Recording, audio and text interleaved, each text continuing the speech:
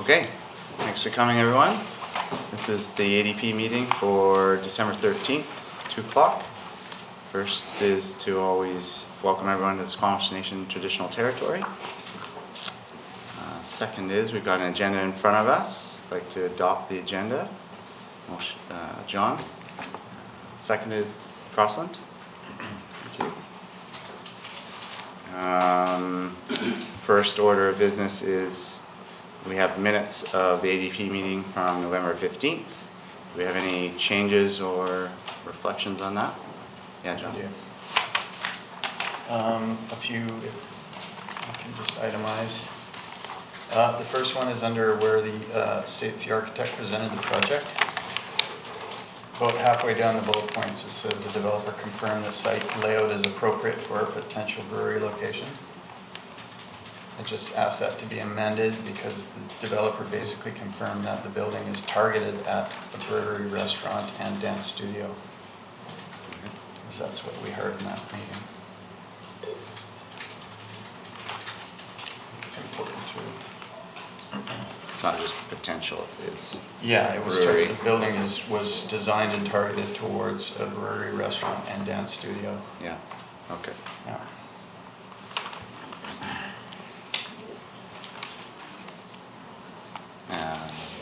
Next page, under our comments from the ADP.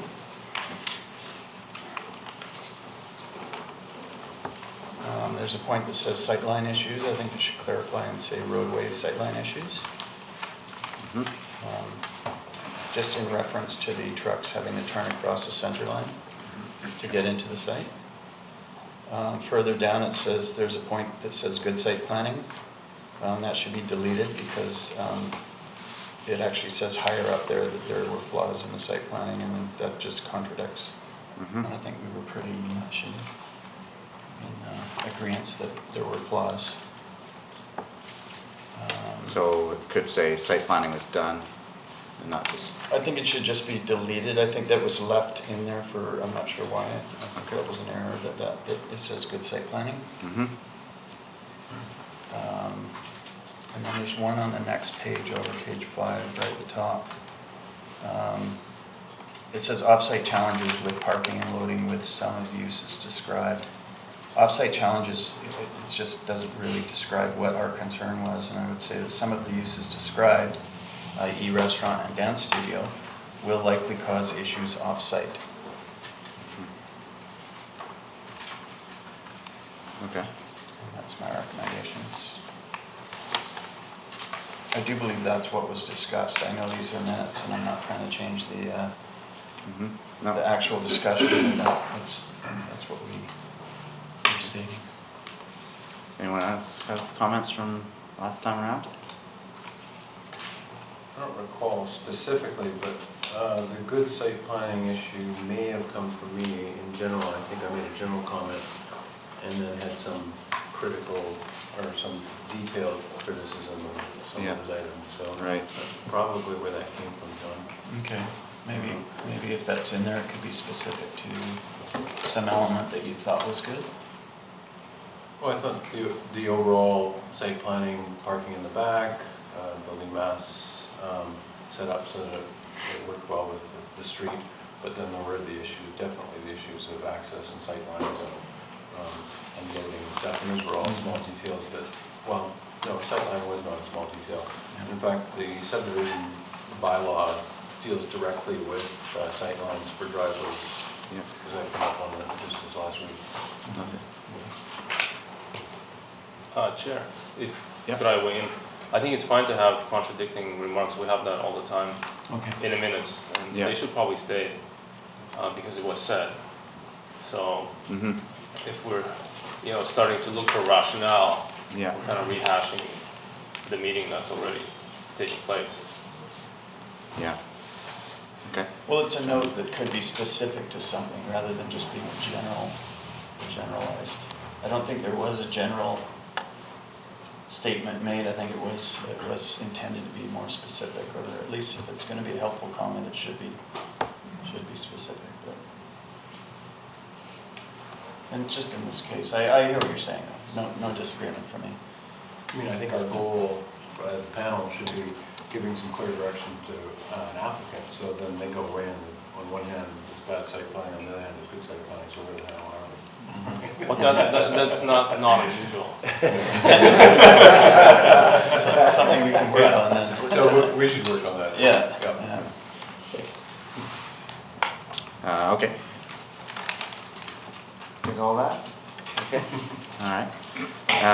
Okay, with those amendments to the minutes, motion to adopt the changes. Crosland, seconded. Jenna? Thank you. Vote on changes to the minutes, or? No, I don't think so. I think you're making comment on those changes, and those will be reflected on the next one here. Okay, thank you. Next on the agenda is to go over the Oceanfront. So here to present for the Oceanfront from the district is Elaine.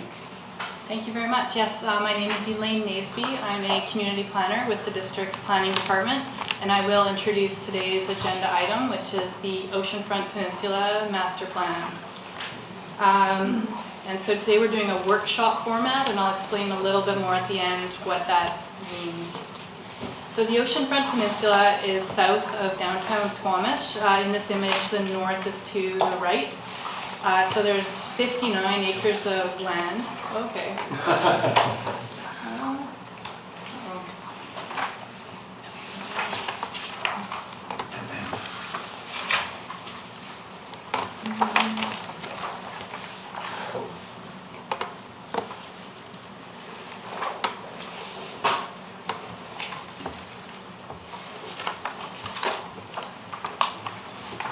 There we go. Okay, so here's an air photo. To the right is the north, and so the oceanfront is 59 acres of land with 44 acres surrounding water lots. So to the north, it's got recently approved multifamily residential that's being built, and to its west is the Cattermole Slough. And industrial use with the Squamish Terminal Seaport. To the east is the Mamquam Blind Channel, and again industrial use with the Site B log sort. I'll give a regulatory overview so we have an understanding of what regulations govern the oceanfront. So in 2010, the sub-area plan was developed, and it's a schedule to our official community plan. That is still the guiding policy for the oceanfront. It sets out the policies, guidelines, and land uses, essentially the vision. It also establishes development permit area 12. And then the zoning, that was begun in 2011, so to rezone the previous industrial land to align with the sub-area plan uses, and that was finished in 2015, and so we've got comprehensive development zone 69, which largely aligns with the sub-area plan.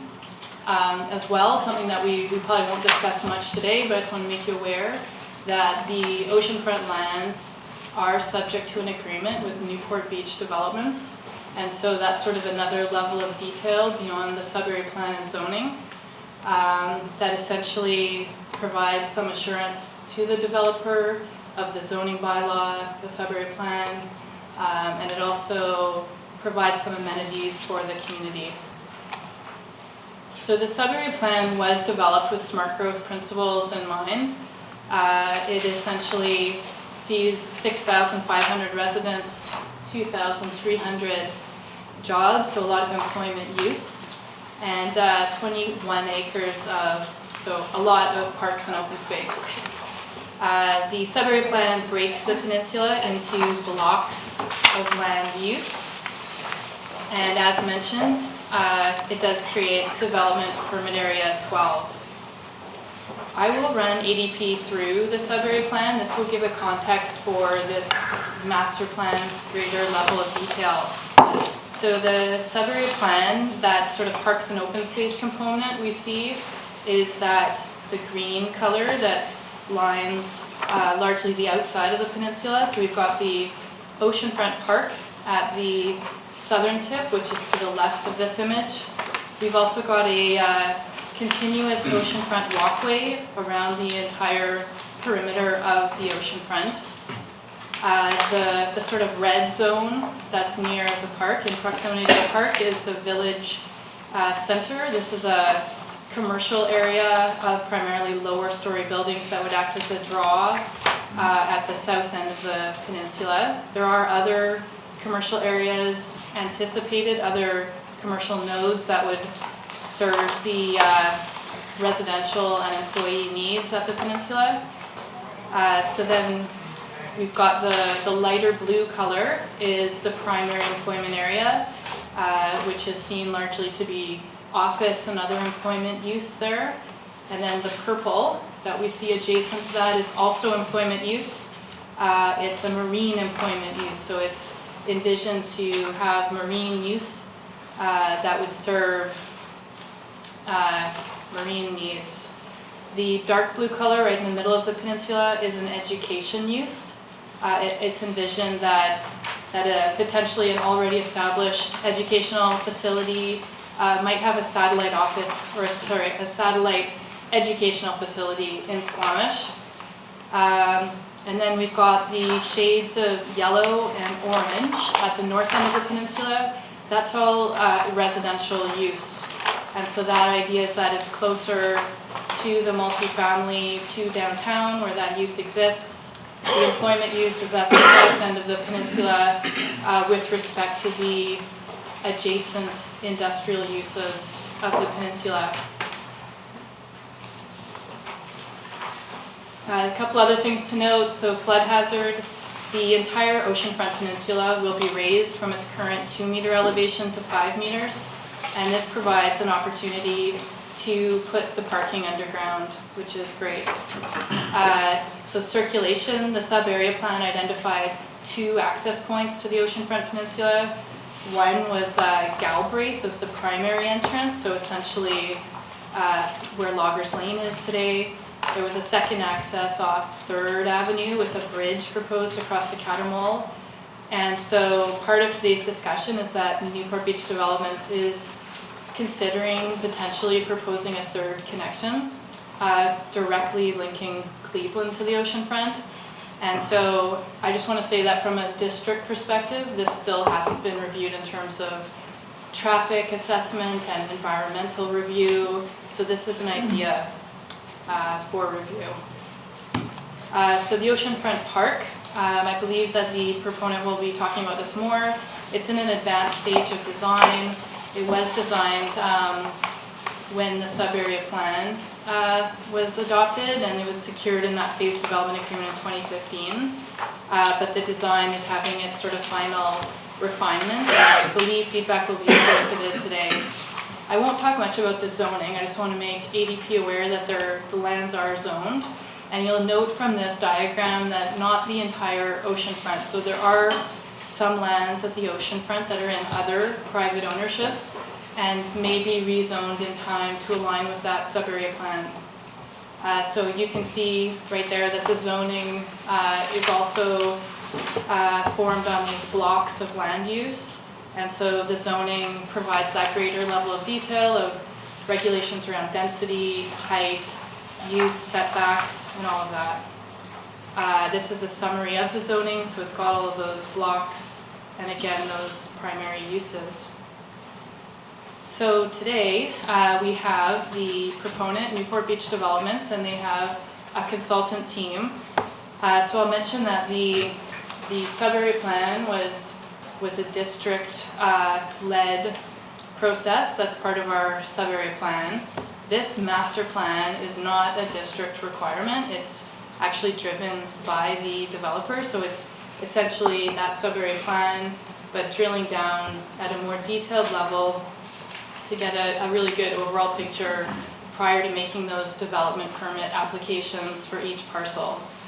And so essentially today, because it's not a formal development permit application where we're asking ADP to review development permit area guidelines and provide a formal recommendation, this will be a lot more informal.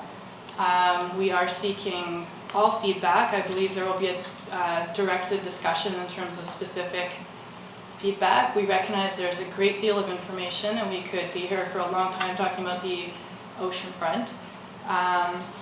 And essentially, yeah, we're soliciting ADP's input because we really value it into this master plan process. So thank you. With that, I'll pass it over. Thanks. Where's this down?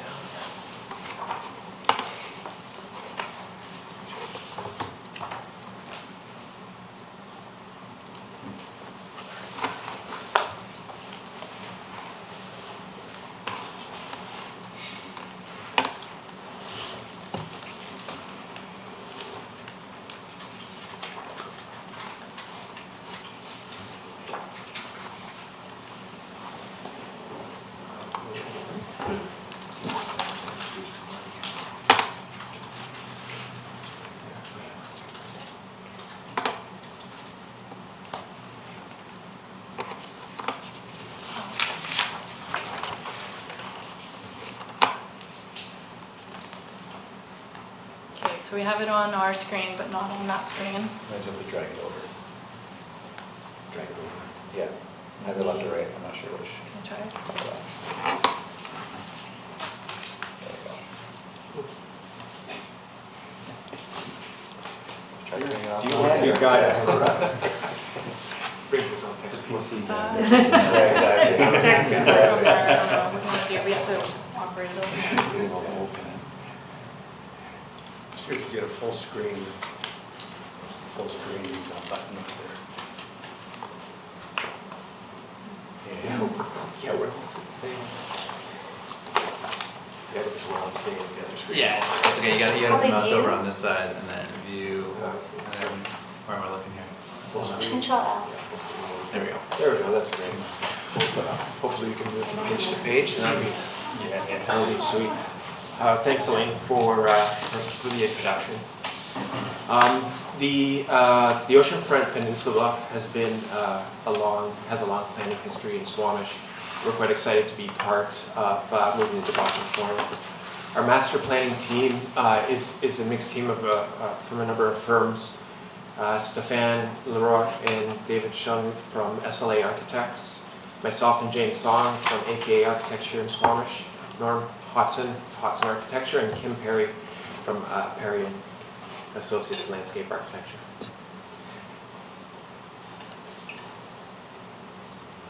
Newport Beach has tasked us with developing a master plan that will guide the development of the overall site as well as for each parcel. When complete, the master plan will provide a framework and context for the design of future oceanfront projects that will be brought to the district for development permits. The goal has been to follow the regulatory documents which Elaine outlined that are already in place, the sub-area plan and zoning bylaw CE 69, and to evolve and develop the work that has been done dating all the way back to the SODC's plans for the peninsula. We envision a self-sustaining, complete mixed-use community that is connected with and not separated from downtown Squamish. The community will be an extension of downtown, fully integrated with the larger Squamish community. The site, as Lane has pointed out, it's quite small on this one, is a peninsula, which is an ex-industrial site, so it's a brownfield site. It's bordered on the east side by the Mamplon Line Channel, the west side by the Cadramole Slough, the estuary, and the terminals buildings, and the Howe Sound is directly to the south.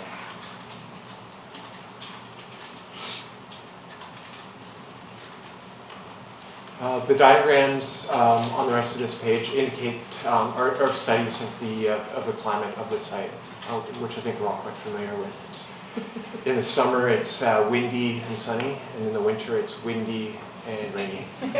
So we basically have those two options. And then the images on the bottom show images around kind of important areas around the site. These diagrams are also studies that we did to kind of understand the position of the site and the site's role in the greater context of downtown and beyond.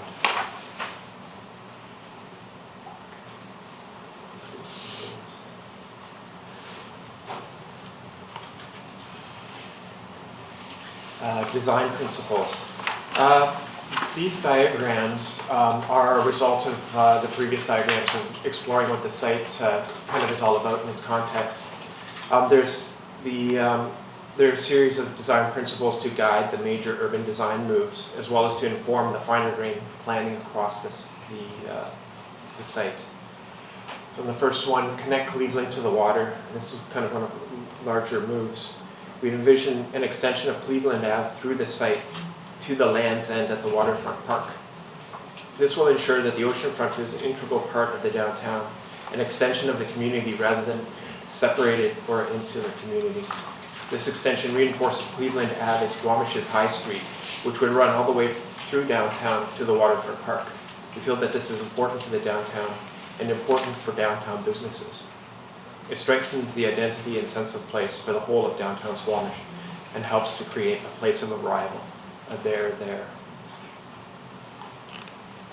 Multiple access points.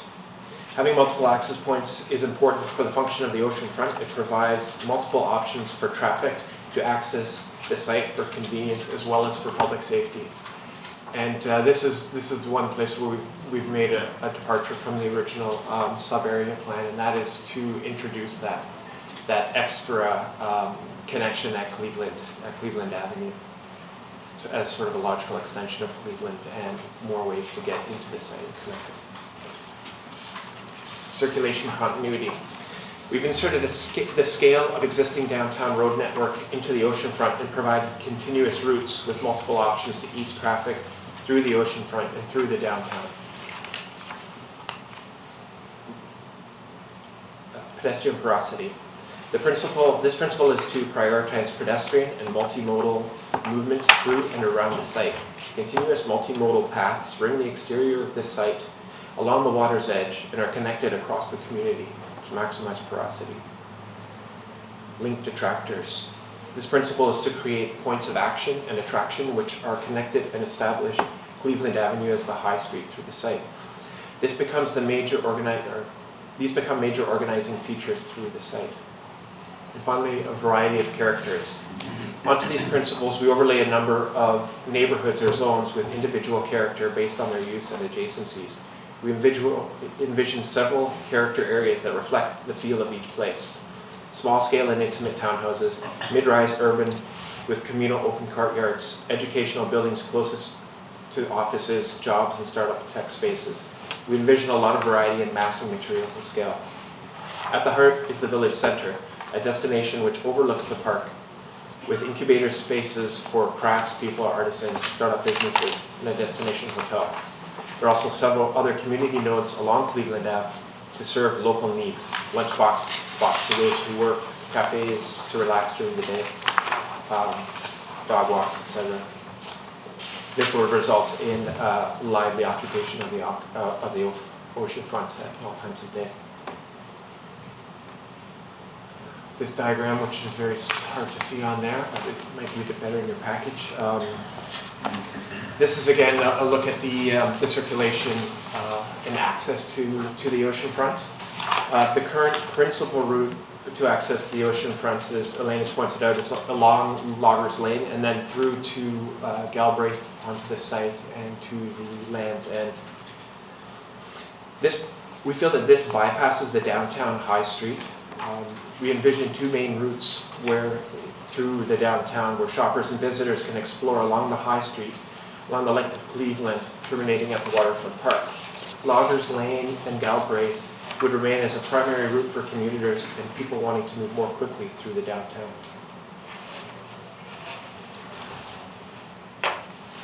This is a view analysis from the downtown, or from the waterfront park in the public plaza. And and with that, I'll pass it over to Norm, and he can discuss the urban design aspects of the site. Good. Well, thanks, Andreas. Given that this is a workshop, I would invite any other team members to jump in and participate as part of the presentation as well. But this is a drawing that Kim actually did in his inimitable style. And it's a drawing that takes what otherwise might appear to be a pretty hard edge plan, and it kind of softens the edges and I think starts to bring some real kind of strength and texture to what we're trying to do here. As Andreas mentioned, we're really trying to develop a series of sub-areas that begin to establish their own character. You can see from the land uses that there are fairly distinct areas. I'm hoping that as this develops, those edges will actually soften a bit. And I think within the zoning, we actually have mixed uses in most of these sub-areas, so that although it looks kind of like a hard-nosed planner's type plan, I think actually when it's implemented, it'll soften. Just starting from the south, the park, as has been mentioned, the park is well underway. It's being done by another firm, a marine engineering firm and landscape architects. And I think you may have already had a look at that. Maybe not yet? Okay. Council. You will. Council did, but. Council did, okay. But I'm sure it'll be coming your way. And then fronting that, of course, is what we might kind of call the marine village or the retail village. And we've purposely taken the commercial aspects of the project and actually broken them into two. So the village to the south is going to be more of a smaller scale, like 2-story, maybe 3 in places, primarily retail at grade, possibly second floors for either second level of a retail store or an office space or even a residential unit. And it's, I think, going to be more like the marketplace kind of environment. The blue area there is shown, that would be our destination hotel. And just to the east of it is a site for a whole sailing center that's proposed. The second commercial area is further to the north, and this is what I would call typically a neighborhood center. Can you just highlight that, Andrea? So the neighborhood center, typically these are a minimum of 80,000 square feet. They contain a grocery store, a liquor store, a bank, pharmacy, this type of thing. And we purposely pulled that out from the village because we thought it was important to have it actually closer to downtown, so that it would serve not only this community, but as well folks that are living in the downtown area. It's obviously a destination. It's going to have parking under it and so on. And it's more of the kind of convenience shopping that people would be doing on a day-to-day basis. The street between, which we'd like to call Cleveland Avenue, is going to have some what I call choice of use space along its ground floor, where it could be retail if there's demand, it could be food related, it could be offices, it could be even in those residential areas, maybe it's even ground level residential units or townhouses. But the idea of allowing some flexibility in the final resolution of that part of the street, I think, is important. We've already covered things like the connectivity and so on, and Kim's going to speak to the open spaces a little bit later, but what I'd like to do now is just to jump into each of the sub-areas, if we could, and just have a... Maybe one thing to mention, though, before you Yeah. switch, is the bar scale at the bottom right is 400 meters long, which is Yeah. the 5-minute walk. This is a big site.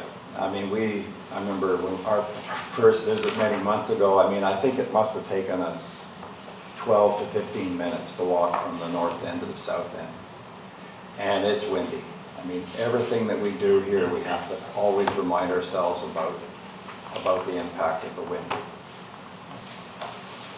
So, oh yeah, this is a great diagram. This is a sort of a 3D interpretation of what we're trying to do here vertically. So from the master plan at the bottom, we've broken the site into layers, and so the first layer, of course, is really parking on, pretty much on existing grade as the site's being built up almost 3 meters.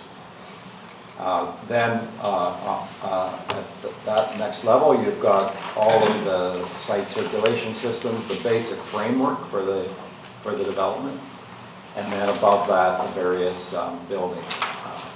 That at the moment, we're looking at primarily in the range of sort of 2 to 6 stories. And we'll mention that a little bit further on. At the very top of that diagram, you'll see a little piece that's stuck on. That's simply to analyze what if we went to some taller structures on a part of the site, the Manquam area, perhaps up to say 12 stories, which is allowed within the zoning. What would happen, what sort of would be the impact from a number of different levels. So just to take a look at it, and you'll see these better, I'm sure, in your booklet, but this is of course, the village area and the park, and we see a whole range of possibilities here for outdoor uses. And the park being a major destination for the community. But even within the village, town square and an interesting arrangement of streets. And the plan has been designed to let traffic in, but to also be able to keep traffic out. So the road pattern is designed in a way that the southern part of the village can actually become all pedestrian for major events, maybe a Saturday event or what have you. You'll notice on the very east side of the village, there are a couple of buildings that are popped out into the water. We'd like to really engage the village with the water. So one idea is, could we have, say, a sailing center and maybe a restaurant or some kind of a food services facility that actually is hanging right out in the Manquam channel and perhaps associated with a marina at that location as well. As I mentioned, the scale of this part of the development would be fairly low, really villagey in character. No, do you mind speaking to the parking adjacent to the park? Oh, sure. So we're tasked with providing parking for visitors that are coming to the park. And so we've looked at a couple of things. We're going to have quite a bit of underground parking in the vicinity, just under the village and so on. And that'll be public parking. But we've taken that one east-west street adjacent to the park, and we've kind of turned that into what I call a parking street.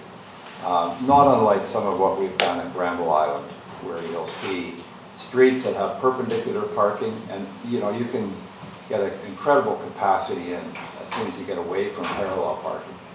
There's also a little lot to the west on a site that could be a future public-oriented facility. But I don't have the numbers, maybe you guys do, but it's 100 stalls. Yeah. About 100 stalls of parking being proposed that would serve the park itself along that streetscape. And my favorite part is that they've been sized to accommodate vehicles with bike racks. And users that pickup trucks. And pickup trucks and users that will be coming to this Oh area. yeah, 20 footers.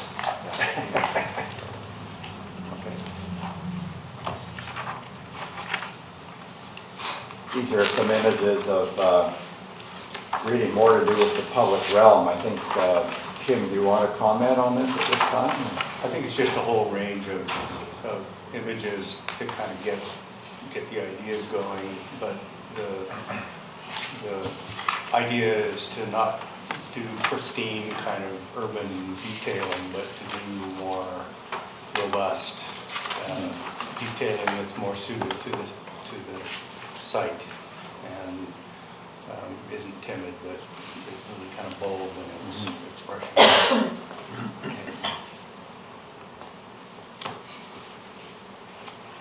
So this is I guess a different plan view of the village area. And there's a site to the west where I was speaking to the parking issue. And this is a really critical site that we hope, although it's part of the kind of jobs area, We are allowed to have residential in the jobs area, and we'd like to consider consolidating a lot of that residential onto this one site. It is the, in a way, from a housing point of view, it's probably the 100% site.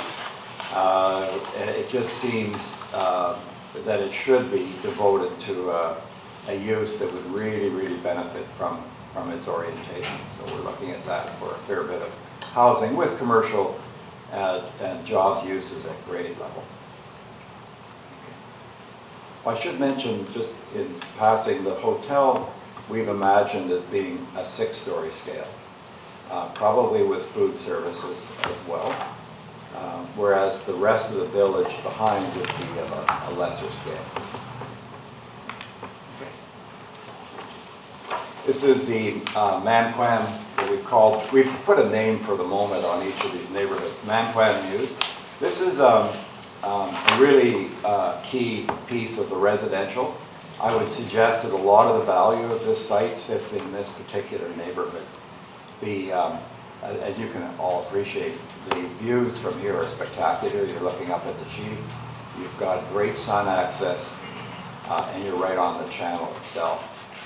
It's proposed to have some marina use in the water adjacent to this site as well. And again, we're looking at a variety of housing types, some like stacked townhouses along the edge, along the boardwalk edge, and then rising as you get closer to Cleveland to, at this point, to either a 6-story scale or maybe even overlaying some 12 stories. We're still studying the issue of the higher buildings on this site. This is the works area, and it's an area that we see being a little grittier. Areas where you could, for example, occupy a smaller industrial type space and really operate like a cottage industry. There could also be some office space. We see it being an area for startups. So it could be a really interesting kind of mixture of tenant types in this area. The institutional area, obviously it's more academic, it's going to be more campus-like. There will be some larger green spaces here, and I gather there are a number of institutions that have expressed interest in this, so it could be a really great opportunity in the heart of the project. You'll notice from the images that we're, and this is a general observation for the whole project, we're really not proposing to introduce the kind of Whistler mountain style of architecture. We're really interested in finding an architecture that's more of Squamish, more appropriate to Squamish. And a lot of the examples that we've pulled in these images are actually Nordic in their origin. And we think it's a really interesting, that kind of modern, crisp, simple architecture, whether it be flat or slope roofs, and you'll see more of that imagery as we move ahead. This is the what we call Cattermole Commons for the moment, largely townhousing and stacked townhousing. We think there's a great opportunity on this particular part of the site to offer that form of housing, as so much of the rest of the property is multifamily, more like the apartment type of unit. But we really want a mixture of housing opportunities. And then the mill area, which is where we have our neighborhood retail facility. We're proposing a neighborhood park in this area. One of the blocks that you'll see there has a fairly large, roughly an acre in size, as more of a place where you go to walk a dog or throw a frisbee or walk your child in their baby buggy or what have you. And then really a variety of more of apartment type buildings that in all cases we're really trying to do street related buildings such that not unlike what's happening downtown, so that streets are well defined, and there are resident outdoor spaces within block developments. Okay, I think, Ken, you're on. Is it me? Yeah, public realm. Yeah. So our group started our involvement in this project with a site walk with our clients, and then documented what we all found to be true on the site. And some of the things that have been, some of those things have then found their way into the site planning, and the site plan has evolved as we've tried things and then we've kind of worked through them and have adapted to comments we've received. So I guess the biggest observation that I had was what I already mentioned, which is the site has just got so much interesting stuff going on all around the edge of it. Everywhere you go, there's something interesting to look at. There's a really active kind of operation on the Mamquam side. The Catermole has all kinds of interesting things. You get the vast distant views with big winds to the south. And so the perimeter trail system, which was kind of a given from the beginning as one of the objectives of the project, what became evident is that we needed to do everything we could to get people to that edge.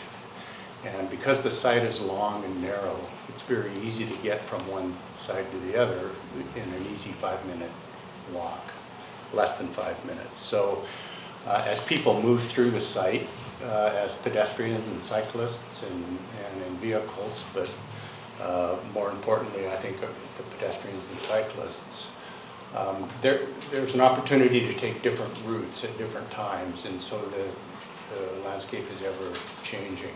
And so what you're seeing in this site plan is a combination of a road system and a greenway system that is interconnected, so that you might find yourself on a road and it doesn't feel like you're in a hostile environment, because the road is treated in a special way, and it then leads into a greenway that connects between buildings. So the site porous was used in some of the principles that Andreas identified, but it's also, I think of it as just being permeable, so that you can walk as a pedestrian or as a cyclist. You can move through the site very, very easily. And then when you get to the perimeter, there's a whole opportunity for a whole different range of experiences there too. So in some cases we can have boardwalks, we can have relationship to a narrow channel on the Catermole side, to the vast expanse of ocean to the south, and on the Mamquam side. So the objective is to get through the site, move through the site, and then get to the edge. And so the components of the site public realm then include the big destination, which is the village and the park combination. Those two things kind of work together. One of the things we observed fairly early on was the need to bring the village a little bit more out and relate it to Cleveland. So we've introduced a little bit of sort of community activity on the Cleveland edge on the west side and next to the plaza. So there's an opportunity for an open shelter. Some of the images that you see in your booklet describe that structure that could be a place for performances, for all kinds of different activities to take place, public markets and that kind of thing. Norm mentioned this already, but the project started with a roundabout at the end of Cleveland, and we thought it would be better to have a looping road system that would, as Norm mentioned, allow for certain roads to be closed at certain times, and the overall circulation doesn't have to be that affected. And it could happen for events and for short periods of time as well.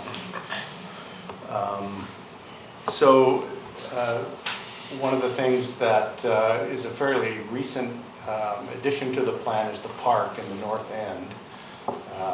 And so we looked at the plan as it was evolving and felt that there was a need for a larger green space in the north end of the site as a more of a neighborhood park. The site is totally accessible to its perimeter, but we thought it might be interesting to have an enclosed space that's a green space that might be a place that where parents could be with their children, and so play ground in there. It's close to the potential food store and retail center in the north end, so there's kind of a nice synergy that relates to all those spaces. A lot of the green spaces would be on private parcels, but this one would be a publicly accessible space. Another one is the importance of connecting the site to the downtown, which has already been mentioned. But we see that the Cleveland extension is an opportunity to create a really important corridor that connects one end of the site from the other, and actually makes the site feel much more like a part of the downtown. So maybe I'll leave it, since this is a workshop, maybe I'll cut it off there. We've got some sections. Do you want to Sure. say anything about those? Yeah. So this is a series of sections taken around the perimeter of the site.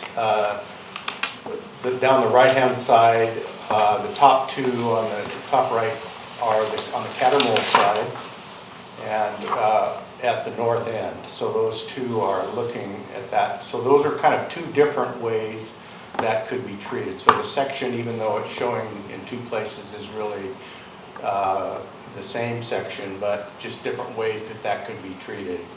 So in each of these examples, we have to fill the site to get it up to flood control level, which the buildings would sit at just slightly above elevation 5.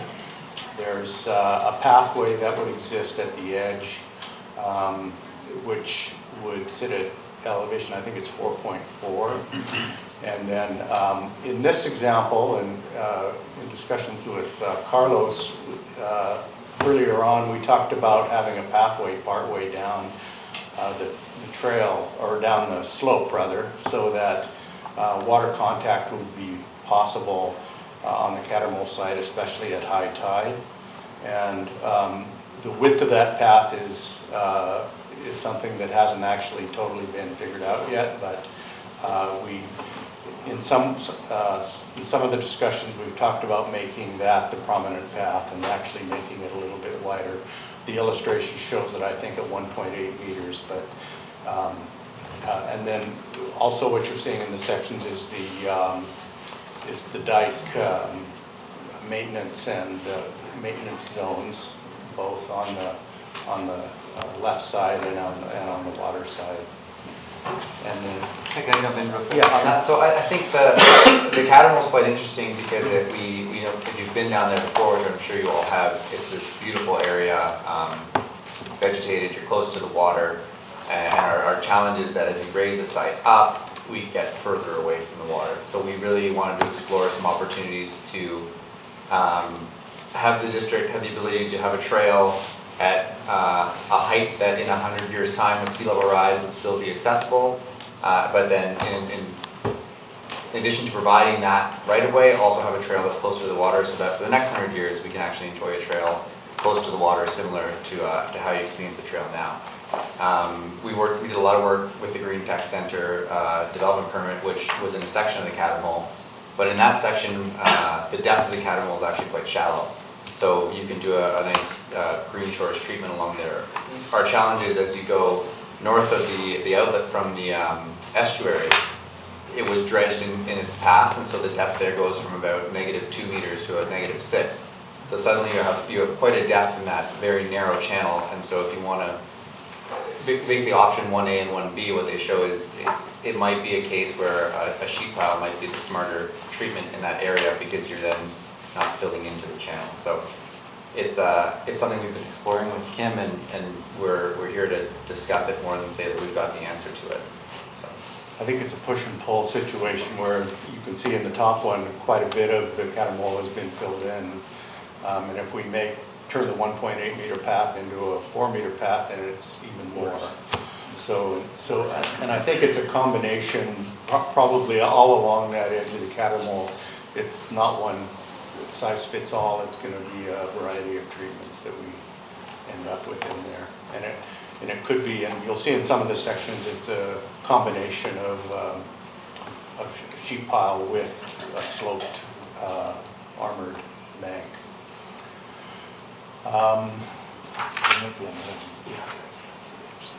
Yeah, so these are taken along that edge, and really what you're seeing again on these, it's even though the section lines on the plan are shown taken in all different places, it's really a variety of treatments that could be considered.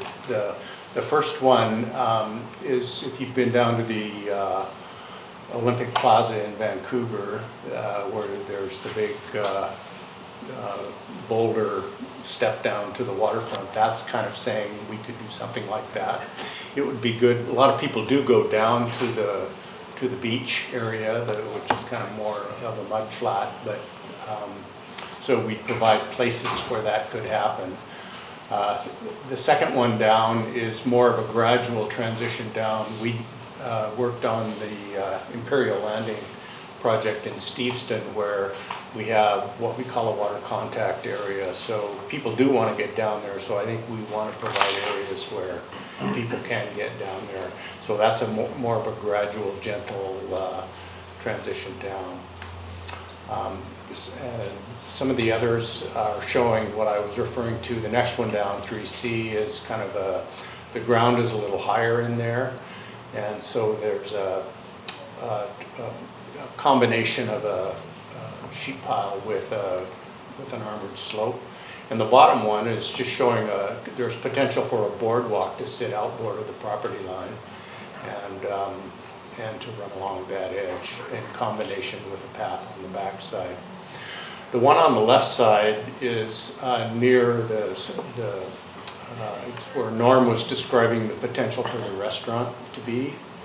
And so what you're saying is that's an accurate representation of what the seabed is doing. So it's quite far down there.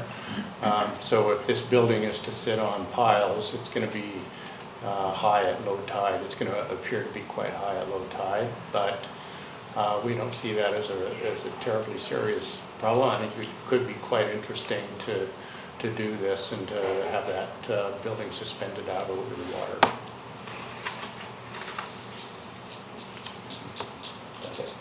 So I think that concludes our presentation. Okay, thanks very much. Lots of discussion there. So the purpose of this meeting is to solicit input from the ADP. We're not voting on anything here, just to get a roundtable discussion. We can possibly do the same format where we go around and ask questions to what was presented, and then similarly we can do another round of comments. Does that make sense, Elaine? Or? Yeah, I wasn't sure if the proponent was maybe gonna throw out some specific questions for feedback. I know in the staff report we did, so maybe I'll just go over those. Okay. Sure. Okay, so yeah, just comment on the overall plan, including the layout and circulation, any comments on building form, and I know there's a lot of information and it's at a very high level. So regarding the parks and open space, Norm, I'd just like to correct something. So Norm said that the Oceanfront Park will come to ADP, but in fact the park plan is based on a PWL plan that was done, and it was secured as part of the agreement with the developer. So the elements of the park are not going to change, it's just the layout. So if this group has any comments on, the location of the path, that sort of level of detail, we could look at that in this meeting. The Cleveland Avenue access point. And so I'll just mention from staff that I wasn't involved in the sub-area plan. I know that one consideration is obviously additional traffic on Cleveland.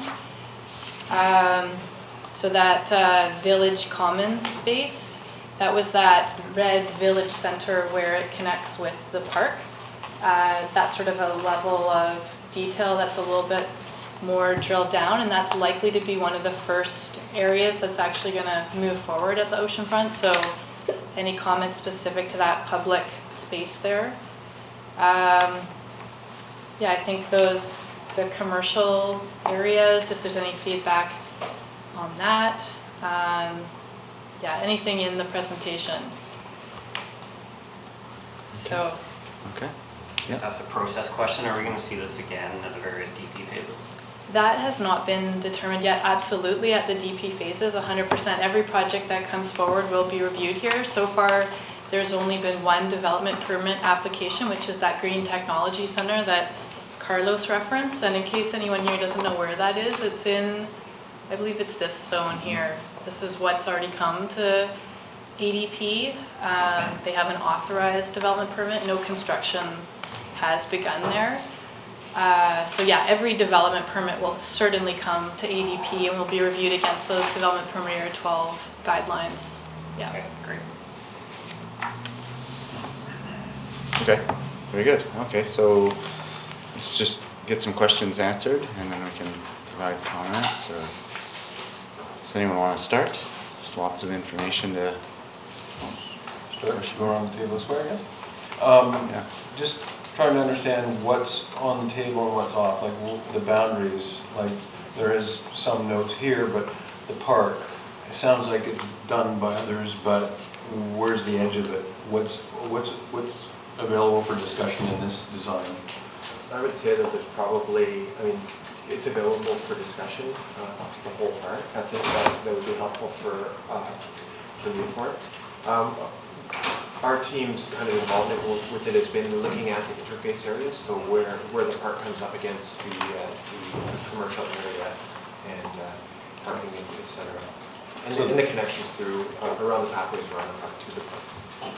So the park, is it a specific area, like acreage you have to fulfill? It's actually, it's surveyed and owned by the district currently. Okay. And Newport Beach are acting as the developer on that park until, and the park must be complete prior to us being able to hand over keys to the residential units. Okay. I do have a more detailed plan of the park. I'm not sure if Carlos, yeah, maybe we could bring that up if we're going to have a specific discussion about the park. We saw a park in the project across the way. Will that come to design now or did it? The waterfront landing park? This one did. Okay, kind of, okay. And so I guess just to expand on what Elaine said is that there is this phase development agreement attached to the property, which allowed for some development certainty as this 20-year time frame for this project was to move forward. Mm-hmm. And so we have a list of criteria that we need to meet for the park. And that was outlined in a plan completed by PWL. So our work on the park has been to engage a marine engineer, reorient the park so that it doesn't lose material, so that it faces the predominant wind direction and wave direction, and follow the intent of that original plan, which was to provide trail access, open space, event space, and then 2 beaches, one for water sports and one for public access.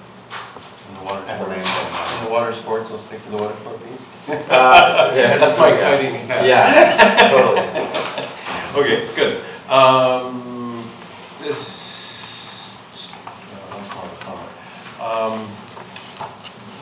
Again, staying with the edges. So, are you allowed to fill beyond the existing shoreline? And I guess most of your sections were showing filling beyond the shoreline. So I assume that answer is yes. In some cases, they are privately held water lots. Mm-hmm. In those cases, yes. Okay. In cases where we abut Crown land, there would be, if we were to do that, there'd be an application process. But what we're showing actually, and it's a pretty significant change from the original sub-area plan. The original sub-area plan, along the Mamquam edge, it showed a hard edge with marina use up into the edge of it. Through our site walk and through our discussions, we realized that at lower tides, that's actually a beautiful beach that we see a lot of people use on the Mamquam side there. And so what Kim's drawing shows is that we would look at dredging an area there that kind of runs right along. We drew a line from where the edge of the village is, right across. That's where we would dredge to allow for a marina to take place. And then as you go from that area to the the edge of the development, that would be as it currently is. And that would allow people to go down there at times of medium and low tide. The bringing Cleveland in looks like it requires coming over the existing channel, is that right? I don't know that area. Correct, yeah. It's kind of dotted in. It is currently there's an existing road right of way, but that existing road right of way goes over water, so. Great.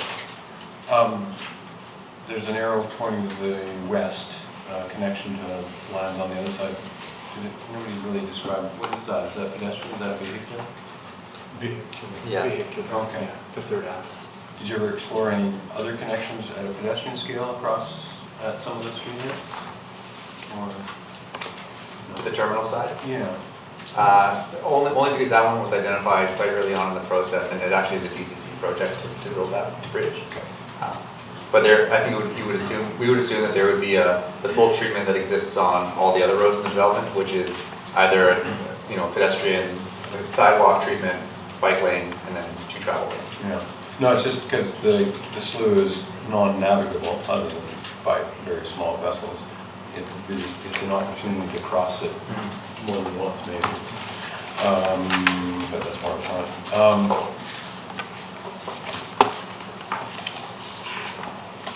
Maybe describe in your kind of land use planning how you've addressed wind, and how then it would be at a land use planning level and then at an architectural level, with building mass, maybe not just a kind of screen on a balcony.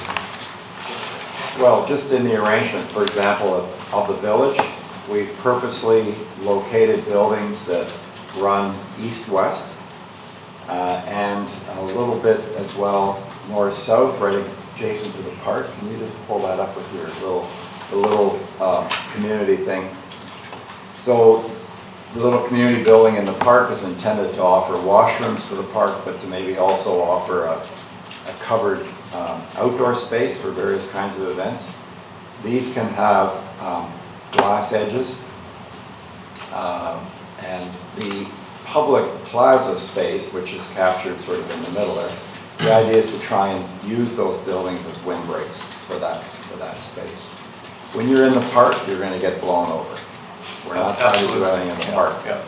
No, my question is more at a street planning scale. How have you addressed wind? Well, it's just the way we've arranged buildings. So the built form will try and screen winds that are coming from the south. Yeah. Even in spaces like the hotel, we're imagining that if there's an outdoor space with a pool in it or whatever, that it will actually be screened along the south side likely with glass screens. So the use of screens, the use of buildings to try and prevent winds from hitting village streets. I mean, the wind's going to hit the building, go up and over, and come down again at some point. So I mean, it's not that you're eliminating the wind completely. So you won't get wind tunneling? We're trying to mitigate wind tunneling. Okay. One of the things that, we've just found in our models that wind kind of comes across, and as it climbs, sac effect, of course, it increases in speed as it climbs up. So by one way that we're doing is actually keeping all the buildings around the same height. So once that climbs up at the edge, it stays high. And so we're trying to keep it as high as above buildings as it goes over, and not have buildings kind of come up into that. So, because what happens if you have a single building, say in the middle of it, the faster speed up top will actually come down. So that's where that usually happens in like big cities like Chicago. That's actually wind coming down the faces. Yeah. So by keeping it kind of like very close-knit spaces, and as well planning for trees and stuff along the streets, we're hoping that we keep all that faster wind higher up and we slow everything down at extreme. But you- My question. Yeah, I'm still trying to get some clarity on the land use plan, so this is probably a 2-part question, one to staff for some background, and then also to the applicant on how they responded to it. So the residential towards the north side, I'm looking at the council approved land use plan, so to staff, the residential to the north side and the village center towards the south on the water. To me, it seems more logical to flip that, to continue some of the commercial energy down through Cleveland. I know you said you were involved in the sub-area plan, I don't know if you can give us any background on what the rationale behind that? On just having the commercial more south in the sub-area plan. I cannot speak to that. I know that the village center at the south was meant to be like a draw to get people down to the south, but I know that is one of the moves that Newport Beach is considering, is having a bit more commercial along that proposed Cleveland circulation route to carry that down more. Okay, so that's my next question to the applicant. I think I like the move of having more commercial towards Cleveland to pull people into the site and draw them down from the high street of Cleveland. Maybe you can explain to me a bit more of the village center, because I'm concerned those being so far apart, that's probably about a 10-minute walk. How do you feel about the viability of that village center and those small scale shops, which are going to be a draw, but at the same time, they're not going to get a lot of walk-by traffic that you would get from people who are also going to the grocery store and bank and all that? Good observation. I guess we felt you put your two destinations together, so the park and the small-scale village become a destination point. There are going to be people coming there who don't even live here. Whereas the commercial to the north, closer to downtown, is intended to serve the folks who live in this general area. Yeah. Maybe it should be even further north. I don't know. Yeah, I think it comes back to the council approved land use plan. I think I would like to see, you mentioned blurring the edges, I'd like to see it blur a bit more, because yeah, if you were to push everything as the plan says in that village center, then everybody who lives in the residential area has a long walk to get to that grocery store. Yeah, and I guess the overarching view is this development would be 1/3 park, 1/3 employment space, and 1/3 residential. And so there is quite a lot of flexibility within the zoning and subsequent revisions to the zoning that they set maximums. But if you look at, visually, if you look at the zoning plan, it seems like yes, residential's here and commercial's over there. In reality, commercial can be spliced within a lot of the development. Yeah, so I think that'd be the main thrust of my comments to staff and to the applicant, is try and mix that a bit more and mix up some of these colors and blur it a little bit. Just more on that village center, so to facilitate that kind of Grand Island-like feel, what are the mechanisms that you guys propose as far as frontages, street width, etc.? I'm not exactly sure what. I know we're not at that detail level, at this point, but the idea is to make more intimate streets, to line them with smaller scale occupancies. Being able to offer someone a shop that's only 16 feet wide and not necessarily 80 feet wide. Obviously, food is very important. So there's a building right on the park. We pick up. The idea is to try and find a tenant right next to the park. There. We would like to see something in there that's a real draw. Like today, typically it's a brew pub, right? Yeah. Maybe it's a brewery in this case that offers food. But that kind of thing in itself acts as a bit of an anchor, just like at Granville Island, the market is the anchor. Right? So there's a couple of key first phase projects that need to be realized in order to set the tone for this place. From there on, I think if I was the developer, I'd be looking at orchestrating the tenant mix very carefully and trying to attract tenancies that are going to thrive off of each other in a sense, build off of each other, and create the kind of environment. I certainly hope somebody doesn't just put up a for rent sign. Yeah. Right? Yeah. You really have to craft the mix to make these places successful. So it'll be a specialty retail center. Yeah. With food offerings. And when it gets to the DP stage, the design facilitates that by smaller floor plates, smaller frontages, so we'll see some of that cheaper rental. And in the public realm, I think the floor is, it's important to deal with that in a way where it doesn't feel like a sidewalk and a road and a curb. Everything is just kind of one bit more flush. Yeah, it might be flush, it might be slightly elevated. There are different things you can do. to make it feel comfortable for everyone. Yeah. Great. And then just one more clarification. I'm not clear where the higher elements are, the 12-story elements. Someone can point that So out. the proposal was along the sort of man-plan neighborhood, right adjacent to Cleveland Avenue. In that yellow zone is an area where, in the current zoning, there are 12-story elements proposed or allowed. And there are also other locations further north where there are 12-story buildings allowed. We're not convinced that it's necessary. We can accommodate the density in the zoning without going to that kind of building height. At the same time, it might be interesting to have 3 or 4 buildings that offer a different type of view for the occupants, and that you would actually see when you're driving up Highway 99 and you're looking down into the harbor, you would actually see them and provide a bit of a marker. But I think whether we get into concrete construction, I think that's something that the developer is just trying to evaluate at this point. Yeah, I think given the precedence you showed in your architecture and the nature of the place, distributing it around the site to a lower form would be more appropriate for the area. Just my comment. I don't know, do you have any comment if that's even viable to do a 12-story building, given the soils, I'm sure, pretty... Ground improvements will be, if we were to pursue taller building forms, they would be closer to the middle of the site, which I think makes sense from a site planning perspective as well. But Yeah.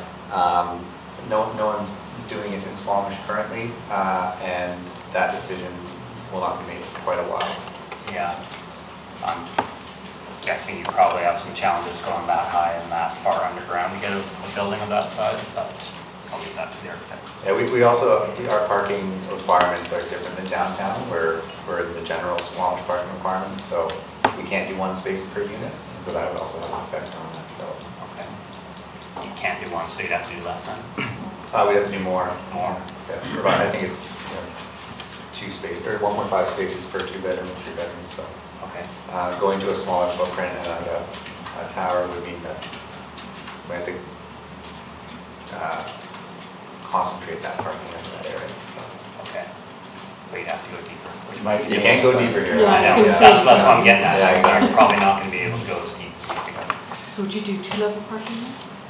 I think we're currently working through the parking plan, and it seems like we can accommodate a lot of the parking demands by virtue of just not having to fill the site up, which we're gonna have to do anyway. We can have underground parking under these spaces here, so.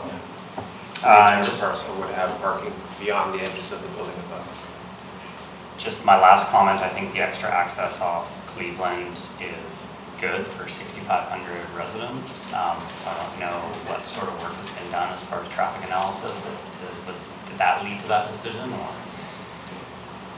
If either the city at the planning stage or you guys have done any traffic analysis, if that third access is needed? I mean, it seems logical, right? It should be mentioned that there was a connection envisioned in the early sub-area planning processes that actually went through a piece of private property at the end of Cleveland and connected through a piece of private property down to Galbraith. So it's not necessarily a new concept. I think if you speak to people that were involved in the process in the last 15, 20 years, they would say that Cleveland was always envisioned to be a connection of sorts. But our next steps are, we wanted to bring this to ADP to get your feedback, and our next step will be doing a traffic study to determine what the impacts of that are. So the access is Cleveland, Loggers Lane, and then the northern connection, that is a connection? It says possible connection, but then it's also... Westerly connection to Third, yeah. It is, okay. But that's, when we studied the existing documentation, there was the connection from Loggers Lane, and we sort of put up our hand and said, you don't want to do a community with 1 road in, 1 road out. I agree. Just not acceptable. It's from a safety point of view and convenience and all that. So if you followed that, you'd have to have that bridge over to Third. And I guess our feeling was there was a huge lost opportunity. If you didn't bring Cleveland to the site, you were losing this idea of, it's up here on the wall, number 3 behind me on the wall, it says connections, right? It's one of the goals of this community. And this should be connected to downtown. And so the main street of Squamish should come right into here. That's our feeling. You know? Yeah, I would agree with that. I think that was my first comment about drawing people in. Yeah. I'll just maybe make a comment. Dave Miller, Director of Major Projects for the district. So yeah, as Carlos alluded to, the sub-area plan does consider a connection to Cleveland. It also considers that connection across the Catamount to the west. But it also recognizes that making that connection on Cleveland requires a lot of effort. There's a lot of challenges with filling in the Catamount or bridging over top of it, for example. So there was another connection proposed for Lovers Lane, which also ties in well with another connection to the highway that's being created through the waterfront landing development. So that'll kind of direct traffic from the existing Clark Drive, where the entrance to Valley Cliff is. You'll come the other way, across the rail line, down into the site, and then across another bridge to Pemberton Avenue, which will then loop you in onto Loggers Lane. Kind of hard to describe that, but that'll be kind of a key route to get traffic in, commuter traffic, for example, and truck traffic.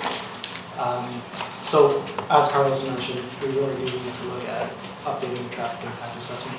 The last one was done in 2012, and to your question about that Catamount Slough connection to the west, it estimated that, I think it was 800 to 1,000 new vehicle movements that connection would be required. So that's sort of the timing on that. And yeah, I'm looking forward to an updated traffic impact assessment to see what's needed, when it's needed, and then we can look at planning for that Cleveland Avenue connection. Okay. Yeah, multiple connections seems to make sense. That's all my comments. Yeah, no, thank you. I guess since this is an open workshop, I wanted to ask the creative question. So what was your line making? Obviously you made a decision about, like you said, bringing in Cleveland and then wrapping it around. But what other lines, what was your decision making when you started to draw your first lines? I'm just curious to know. Well, you know, we didn't start from scratch. There was a pretty good plan already in place that had been generated, how long ago? 2008. And, you know, we sort of dissected that and kind of picked what we thought were the best parts of that plan and then built around that. So this is almost more fine tuning than it is starting from a creative blank page, as you almost described. We thought there were some serious issues with the circulation, particularly road circulation in that plan. It had a number of sites that were very big with roads that came in and cul-de-sac and so on, and it's just not, again, it's this word connectivity. It's not the kind of site plan that we kind of like. We like site plans where you can actually connect your streets to other streets in the neighborhood. So we changed the road pattern, particularly in the north half of the site, quite substantially. And of course, the main road in Galbraith from Loggers Lane was configured today differently than it was back in the 08 plan. There were some differences. So that was a factor as well. But otherwise, you know, a lot of what's in that plan is still here. But we've tweaked it, tried to make it a better plan. And then the grid itself, the chosen grid, it sounds like it's based on a land use diagram and some history there.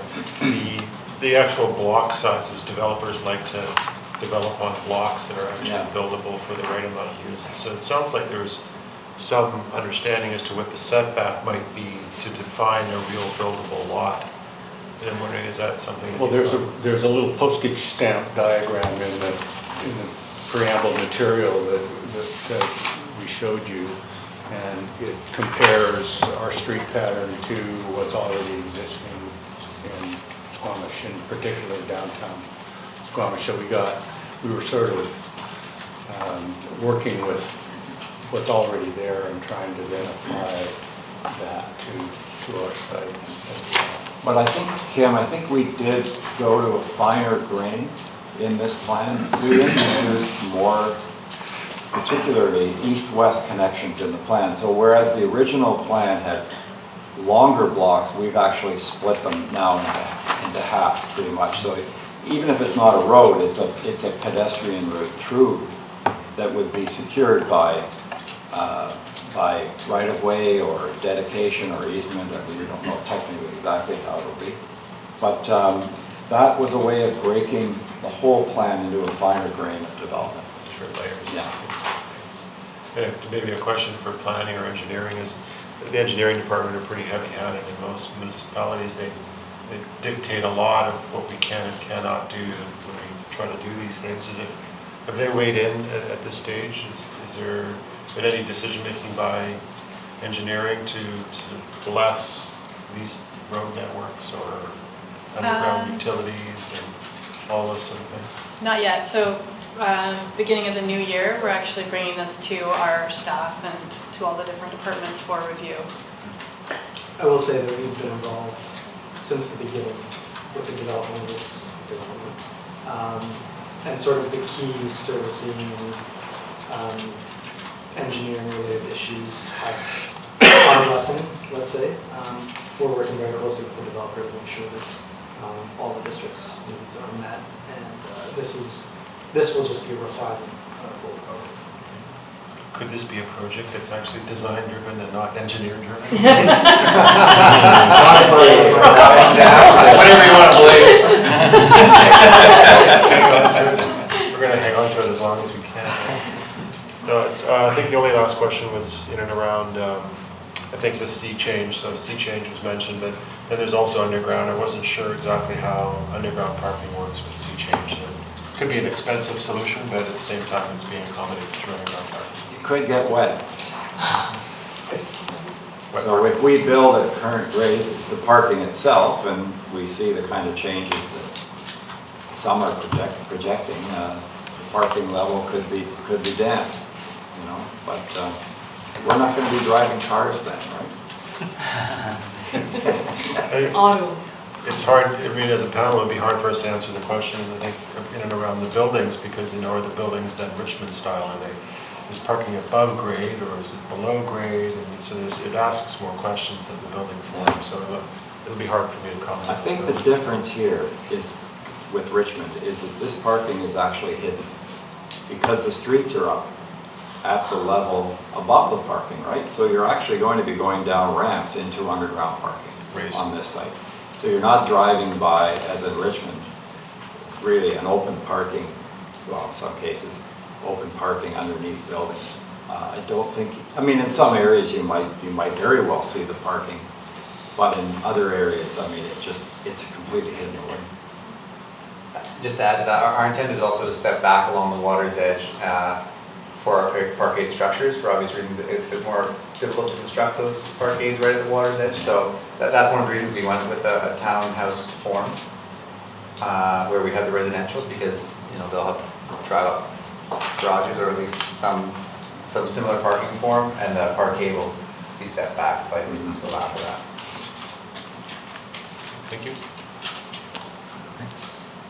Okay, just a few questions. Can you walk me through pedestrian circulation going east-west? I see a couple pedestrian corridors that are brown in nature.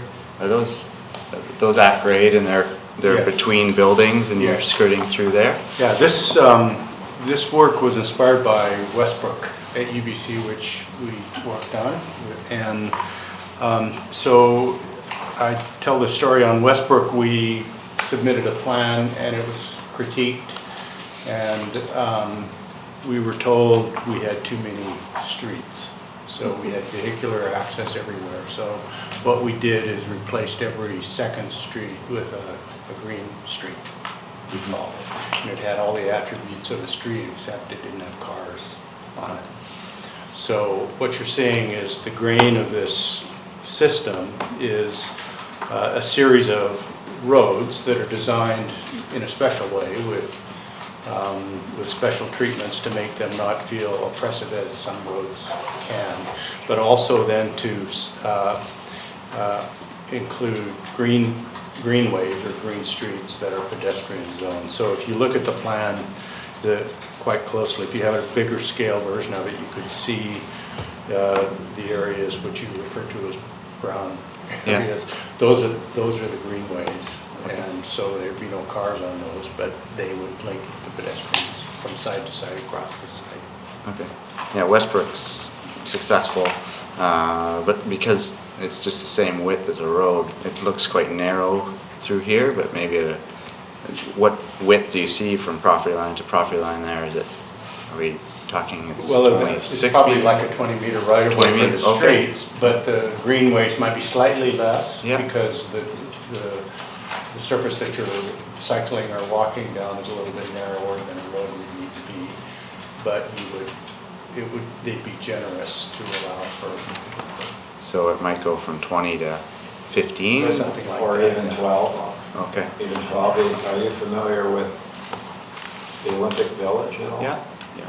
So Walter Hardwick, which runs through the village in an east-west direction, is a very different situation than we're talking about here, but it's a 12-meter right-of-way that carries most of the servicing for the Olympic Village. So all the access to underground parking, all the access for truck servicing areas and everything. And it's one of those streets that Kim was kind of talking about. It feels more like a single surface street, but it has these giant bollards that kind of define where pedestrians are versus traffic. But that's a 12-meter right-of-way. Some people think it's too narrow. I think it's actually terrific. I really shouldn't say that. I planned the Olympic Village, so I probably shouldn't toot the horn too much. But I think it worked quite well. They added a couple more floors of density to the village than in the original plan. But it actually is a really interesting scale. It's more of a bit more of a European kind of feeling. And then there are other pedestrian-only routes in the village that are even less, that are like 5 or 6 meters. So I think you can squeeze it down depending, of course, about what are the buildings on either side. If the buildings have front yards and stuff, that you don't want to get it all too tight. But if it's like the side of a building, you can tighten up those pedestrian connections quite a bit.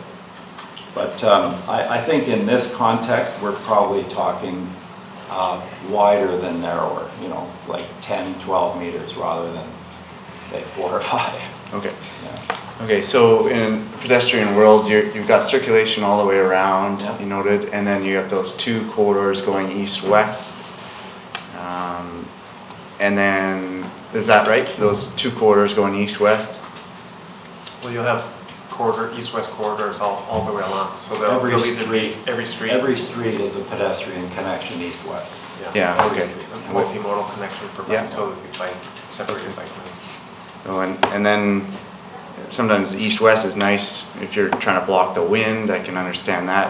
Where did you envision possibly, I think it was down near the hotel and such, where you might close the roads for festivals or anything like that? Or is there some designated road or some special treatments of some of those roads? Yeah, again, if you refer to your plan, you'll see brown. So that this is not necessarily a final streetscape plan, but our thought was to do a number of the roads in the village as a kind of a seamless design. There are 2 or 3 public roads in this plan, and a number of private roads. Obviously, the main road in from Loggers Lane right through to the end is a public road, and I think if Cleveland came through, it'd be a public road, and then the east-west road across the slough, the bridge across the slough, would be a public road. But many of the other roads are actually private roads, so we actually had even more flexibility on their design. Okay. But the thought was that if you, on occasion, you might close off so that the last block of the village, at least the last block of the village, would be free of cars. Traffic can still get out either to the west or to the east and loop around and get back out. But at the park and that part of the village could be fully pedestrian. Okay, thanks. Yeah. Perfect. And talking about that connection to 3rd Ave, with the existing bridge that the trucks pass, there's a culvert through there. Would that be upgraded as well as part of it? There's a project in our DCC bylaw as well. Too. Okay, so the 2 bridges, okay. And the floating rest or the pier restaurant, have you looked at possibly floating it so it's not so high? Or is there a challenge, is ability to do that at all? Yeah, I think it could. Yeah, it's another way to do it. You know, the only challenge is servicing and accessibility. Yeah. So we've done both. I think a good example for this would be Cardero's in Cole Harbour. Yeah. Or the lift in Cole Harbour, where you have on-grade access for both servicing and accessibility issues. We just find it's easier, more straightforward. It does make for longer lengths of pilings, but Okay. you know, it's certainly, you know, looking at floating buildings is definitely a possibility. I mean, there's lots of precedents for that around. The only issue is this extreme tides we get here. And so you end up with a ramp that's, too steep. and the services, that's an issue too, getting the pipes in. Okay, thanks. Yeah, I think we'll go into comments later. Those are my questions. Thanks. John? Well, it was 14 years ago when I first started my involvement with this in the early charrettes, and then later on an earlier tenure in the ADP in around 2008. So this is really fantastic to see where it's come to. It's actually exciting for me to see because I can envision all the chaos of the previous ideas, and in this way, this is kind of like a harmonic resolution of everything that. It's done full circle on some things, and the connection of Cleveland being brought back is fantastic. I think that's just, and the way you justify it is exactly, I think, what a lot of the community was saying back in those early days, and so you really hit the nail on the head there. As I look at some of the commercial aspects, in particular the light industrial around the marine area, I'm actually really interested in this connection over to 3rd Avenue because one of the issues we're finding elsewhere in town is that when you bring large trucks in and industrial type activities, and they have to cross across, let's say, residential or recreational type users, this just doesn't jive very well. So there's an opportunity here to have larger trucks come in and out into that industrial marine area without having to go further in, and that's something that I hope you'll work towards in that design. I have a question just about the water access down there. Is there any sort of way that there could be an industrial type load in from the marina side into the west Cattermole? Try that one. So it was originally envisioned at the corner there of the marine industrial site going through the park, and there are provisions to allow for right of way through the park, and it's something we have explored in depth. It's a challenge because that portion of the park was envisioned to be a habitat bench, so we're providing some significant habitat compensation through the planting in that area. It would have to pass over a well-used path, and probably the most challenging aspect of it is that it would require some pretty significant dredging in close proximity to the terminals. So at present, we are kind of acknowledging that we need to do a lot more work on that area to see what's possible. That we've looked into marine lifts as well, but that would also require dredging. Otherwise, we don't be able to lift the boat out at high tide. So it would reduce the amount of operating hours, and it's not a small expense. All that to say, we're not shutting the door on it, but there are some pretty significant challenges with that location and providing direct marine access. I think barge loading is probably one of the best opportunities down there, quite possibly. Rather than pulling boats out of the water for work up on land, I do see that as probably less likely used. But barge loading for some kind of manufacturer up on land is a great opportunity. So hopefully there's a right of way at least maintained there, and something if it's discovered that's desirable for one of the tenants coming in or one of the owners coming in could be done down through there. And it doesn't have to be full time. And they can load at certain hours and divert the people that are walking along, or something can be done that way, so. Anyway, it's a good opportunity. And it's really well placed, just the way that you've done it there, so. I'm a little curious on the hotel. What's the height? How tall do you envision? 6 stories.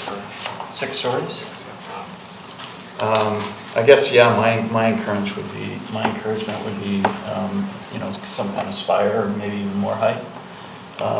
If that is something that's exciting for the users, and also could look like a bit of a pinnacle at that location, so. And I think that has been discussed in past iterations of the design down there.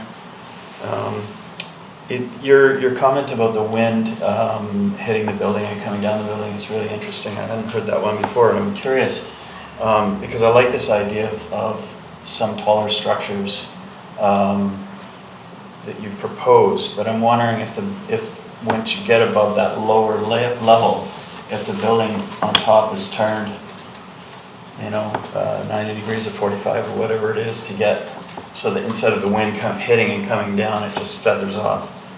Perhaps there's something like that that could be looked at if there's more height in certain spaces.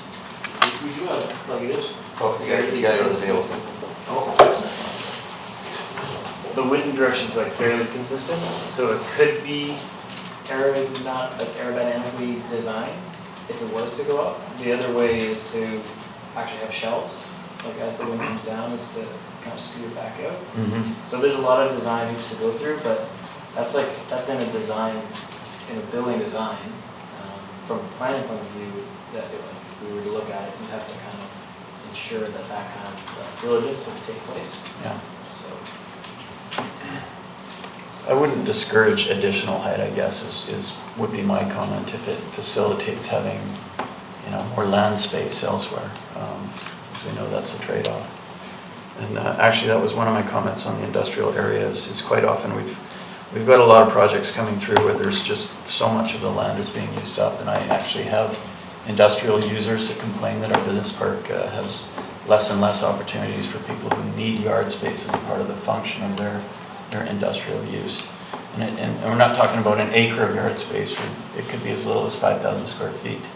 But those types of functionalities are not being provided in many of the new projects that are coming through. So hopefully you can think a little bit about that, although I think that's probably more suitable for our industrial park rather than this area where you're going to get a lot of smaller manufacturer type businesses. I think the only other comment that I was curious about. Let's try to stick to questions. Yeah, questions, sorry, is it seems to me that you're totally trying to steer away from any sheet piling and try to maintain a lot more connectivity into the waterfront. That would be Yeah, I think a good assumption? Yeah, I think that we will have sheet piling, no question, but what we're trying to avoid is to sheet pile around the whole of the oceanfront, right? So that we have a situation where we have at Moreau, where because by virtue of the 5 meter shift in tides that we get through the year, I mean, at times just a massive wall of steel from the water side. So that's one of the concerns we have, and we're trying to break that down and keep as much the condition that where we can that we have there today, the connection to the water. Yeah, yeah. I really enjoyed your solutions that you've drawn up there. So anyway, that's it. Yeah. Thanks. Okay. Hi. I was wondering if you've done any shadow studies of the development at the moment, looking at some of the mass and the mass rising up. No, I would say that we haven't done that. Not to this side. Not super detailed, no. Okay. We're, for the large part, we've been looking at lower buildings, 6 stories being the maximum, and we find that in shadow studies that have done on other projects in the downtown area, that at that level, it's not causing huge shading problems for adjacent buildings or the streets. In fact, the big shading problem is the chief. So you've got shadow till it probably right now it is, downtown probably hardly ever gets out of the shadow. So yeah, I like that. That's something that would certainly happen at the individual BP stages. I like the idea of the 12-story to just whether it was moved to this, there seems to be three divisions there, maybe it was moved to the center. One, so that the 12-story, if it was that, did it cast shadow on the Cleveland section? I just wondered if it was side section or a shadow will probably tell us that one way or another. I noticed down by the Granville Island area, it all seems to be streets. Are there sort of open spaces as well that Granville has, or something like Robson Square? Or... Yeah. I mean, and in this plan, there's a proposal to have a plaza, like a central plaza, right at the end of Cleveland, as an adjunct to the park to the south. And you know, we've shown that here. Or maybe it should be a little bit larger. I'm not sure, but that's kind of like the heart of the village, and that's where you could have a space that could serve a multiplicity of uses, and maybe an outdoor market or what have you. So that's the intention. Yeah, I think we really appreciate your feedback on that. We played with there's kind of a smaller building there. I don't know if you can point to it, Andreas, but we've played with bringing it in and out to increase or decrease this tidal floor. That's the water facility. No, next one over. Yeah, that, right. And so when we look at this, it's called the village. It identifies the village commons. But when we think about this plaza, the idea is that when we do shut down that street network and pedestrianize it, suddenly the park spills from kind of this urban environment into this natural environment, which we want the park to be. We also do provide some covered. Our intention is to provide some covered space on the interior of these buildings in this village, and with the idea that a lot of days in Squamish are days like today, and you don't necessarily want to go to an outdoor market on a day like today. So what can we do to encourage people to come down there in times of inclement weather or when it's windy, and so to program the inside of those spaces as well as the street frontage will be a unique design challenge, but I think it results in a really cool development. Yeah, the mixture of covered spaces and open spaces would be really useful, and I like the spaces in the center. Yeah, I think each block tries to have like a series of pedestrian kind of cut-throughs as well. So, and with stores facing onto them. One thing that we were looking at is that it's a number from Youngdell. It's like people want a door every 5 meters. So it's like 15 to 20 doors per 100 meter. So like each block has all of these smaller spaces in it. And then because we've got these interior lanes, we're really inspired by like cities like Melbourne, which has a similar kind of climate, drier in the summer, but pretty rainy as well. And they tuck themselves into these like nice little laneways that are easy to be covered. So we've got quite a few of those kind of looping through the other two blocks, whereas the main block has the larger space where the market would be. So. John got my question there, which was the restricting the semi-truck access. I think that'd be really important because otherwise Cleveland just becomes a really busy street, and especially with deliveries. And I don't know for sure, but I think Granville might do a timed delivery. They have deliveries at certain hours of the day, but they don't allow them others times. Not really. In principle. Adds to the chaos. Yeah. We don't get semis at Granville Island, but we get lots of other trucks. And I actually make the case that it adds to the buzz of the place. People often ask me why didn't you put all the parking outside of Granville Island and make the whole place pedestrian? And I always say because it would have died. That's the fact, it would have died. And I think this is not all that different. The car somehow adds to not only convenience, but to kind of the street buzz. And I mean, obviously there are limits, and Granville Island is probably pushing those limits a bit in terms of the automobile, but it really does help animate the place, and it allows people to get in when it's crappy weather like this, and hopefully park pretty close to where they want to go. Okay. Second last question: are there going to be design guidelines that are in place over the whole site? Yeah, that's sort of the next stage of the master plan will be to develop guidelines for the neighborhoods that will apply to individual parcels. And that'll be an internal document that Newport Development will be. And it, it will reflect the sub-area plan or it'll reflect the zoning, but it'll provide that finer grain detail. Because if we get half of the designs that we've seen out there, it's going to be the epicenter I of think the challenge for the public, great design in North America. I think. the challenge for the public realm part of the guidelines is to, the early material showed all the different character zones across the site. So each one of those sectors needs to feel distinct from other sectors, but there needs to be an overlay of continuity through, and a lot of that happens in the public realm through the detailing of elements, light fixtures, paving materials, all those kind of things. Okay. Within those design guidelines or another area, are there any aspirations for like environmental requirements that this whole area might become a step 5 code area, or? I think we're certainly going that direction. If you think about this project as 10 to 15 year project, we're going to be pretty deep into the step code at that time. So I think we internally have goals and objectives that we're trying to hit. We need to balance it with the fact that we'll have to try to get people down there first, right? It's kind of a leap of faith collectively with our project, because there won't be much down there to start besides a beautiful park. Yeah. And hopefully we'll bring on some commercial space, we'll bring on some residential space, and have some litter, as they say, on the street so that people are living down there, and it's a fun place to be. But it's definitely on our radar, and we're looking into alternative building materials, and they've got a real step code nerd on staff, so yeah. Great, that's my questions. Hello.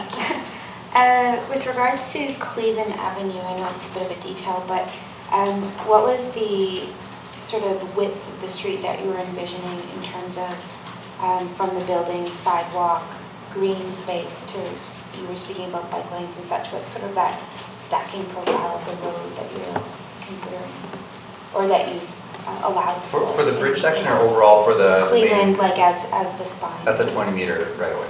But how, in terms of, have you looked into how that's broken down from a master plan perspective in terms of widths of sidewalk versus green versus how much the car is going to be?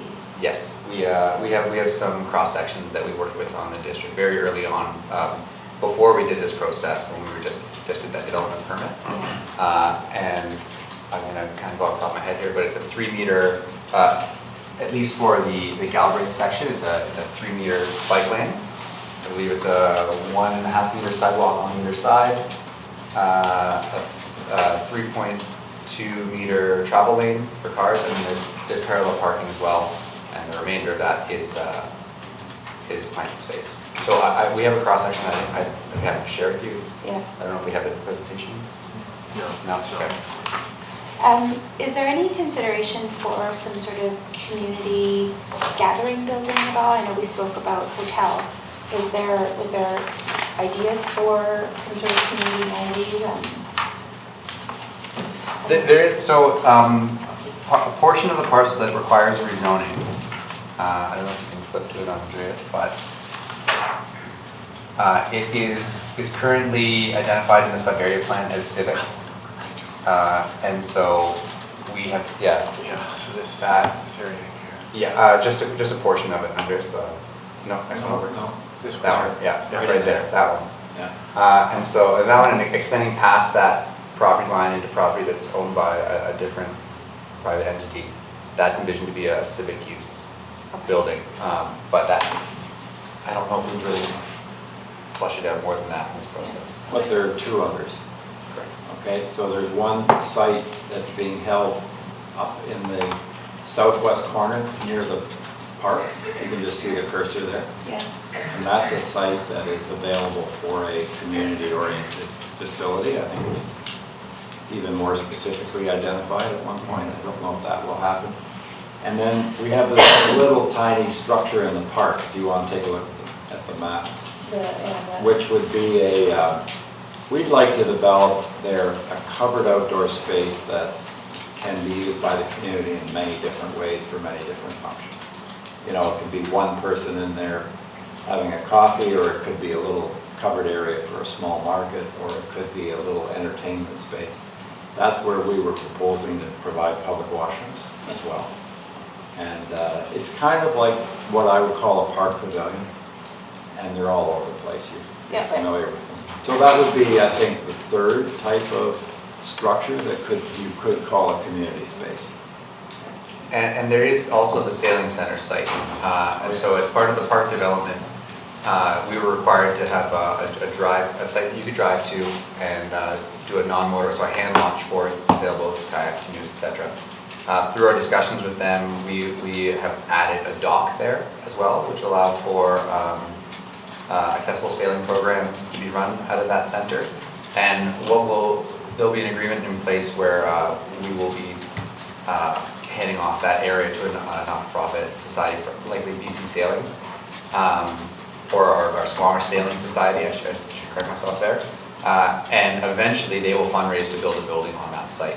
And so it's quite likely that there'll be some community space that they'll want to program during times where there aren't sailing program going on in that building. With regards to the shorelines, I know you're showing in your sections what the existing shore is doing. I'm wondering if how close that is to the original shoreline. I know this has been a heavily utilized area over the years, and how reflective that profile is of what maybe some of the historic mappings would have shown. If we brought the photo in. Yeah. So we have a photo actually that Anderson helped us track down, and it was an ortho photo, or a shot from an airplane in 1941. And the edge of the land in Squamish, I don't know if you could put your cursor to it, Andreas, where the oceanfront was around there. So this entire site was created. They essentially built a rail access pier out to about where the edge of the concrete is now, and that was followed up by a second one. And then I believe through dredging, it was largely filled in. So that it's quite unique. It's quite brownfield and. So you have some fun geotechnical. Oh, it's just a joy. Thinking about 12 stories now. And wind. And my last question is just with regards to, I know you spoke about the one-third of use and one-third of it being open space. Is there a big master plan vision in terms of green initiatives? Potentially, how are the streets being utilized for rainwater, or how is the shoreline factoring in? I know some of the sections briefly spoke about potential green shores, but has there been a layer of that at all in terms of how green initiatives could actually inform how the urban fabric and layout is set? Well, that's part of the function of the greenways would be to deal with stormwater issues. We haven't actually looked in detail at the road cross sections in the non-Cleveland areas, but that's certainly something that we're going to be working to incorporate into the plan as we go forward at more of a detail level. I would also say just the whole initiative is a complete community. And that's huge. It's going to be unique, I think, as a new community in an existing community. So that in itself, I think, adds to the sustainable aspect of the project. But I think your question is almost at a point where one needs to drill down into the details to really answer that, and I guess at this stage we're really not quite there yet. You've taken some steps though. Like one thing is that like in all the precedents that you see there, they're a type that will be, if that look is acceptable and you guys think that we're on the right page, someone said that there's some really good examples chosen, they're all really easy to insulate. So they're not really decorative, there's not a lot of ins and outs. One thing that we're going to try to do is make it easy for the architects, for the planners, and for the future owners, builders, everybody to detail a really good building. We're going to, one thing is different from other planners, and is that we're really trying to start from the very get-go to help everybody along the way to build the best building. But from an open space perspective, maybe I'll capture more in comments, but within the master planning process, there could be a play of you know, if we have a green width of 1 meter versus 3, what's that ecological value? And how does that then factor into my building footprints? And does it then mean that we need an extra story to get the density that we need in order to facilitate that green network on the ground plane? So that the open space is functioning like a smart green building would be. Yes, of course. Right? So it's kind of that master planning level of how that width actually starts informing your building forms. No, it's great. I think Yeah. like a lot of that, like you're thinking in that line, thinking about those habitat spaces and those networks and avenues. We're trying to embed all of that. Yeah. One of the ideas of keeping the project 6 stories and less is that it could be a wood project, which I think would be, again, addressing the sustainability issue. And hopefully it could be creatively done, you know, with interesting wood products. And again, you know, supporting a lot of the history of Squamish as a wood community in many ways, particularly in its employment. So I think that's just another layer that we could add. And then the comment about the simplicity of building structures, no reason it couldn't be a passive house form of construction. You know, there's a bit of a cost premium today, but I think you're going to see that shift in time as more and more fabricators come online with the kind of materials and systems needed for passive housing. By the time they start actually going on the ground. Thank you. Hi. So several questions. In terms of your multimodal point, what are you doing in terms of planning a complete street from a perspective of including bus laybys for when the bus goes through to keep traffic flowing and human flow, as well as delivery lanes, not just at this phase, but also into the there's no street or vehicular traffic in this lower part, but you've got retail, etc. So will there be? No, there's vehicular traffic. It's just we have the ability to shut the street down, say on the weekends, to program it. So it'll still. All streets are meant to be served as for vehicle traffic as well as bike. And it's, you know, it's hard to see on an illustrative plan, but there are parallel parking spaces throughout the entire road network, I believe, on the other side. So as far as bus pull-ins and deliveries, like those can be identified when we get to the DP stage and identify what those areas are needed. I was just wondering about how much room is left for the streetscape to set back for buildings versus the actual street. Because sometimes they build a street too narrow and then they think, oh my God, we should have put a bus lay-by in there, and it's like an afterthought. Yeah, So, I think in all of the streets, because we're considering having parallel parking on either side, we've got the traffic routes, and then those spaces would be, you know, potential places to do not only parallel parking, but bus laybys, and, you know, if needed in certain situations, you could even do temporary loading spaces and things like that. and also It wouldn't affect them. dedicated left-hand turn lanes to keep traffic flowing. Just wondering if that will be considered. I know that's probably a DP phase. But Well, it's because of our road right width is set at 20 meters. Okay. That's where this looping system came into play, where we keep traffic flowing through. Exactly. Okay. And so, thinking of multimodal, is there thought to putting a ferry service down at the waterfront spot or along the marina or something?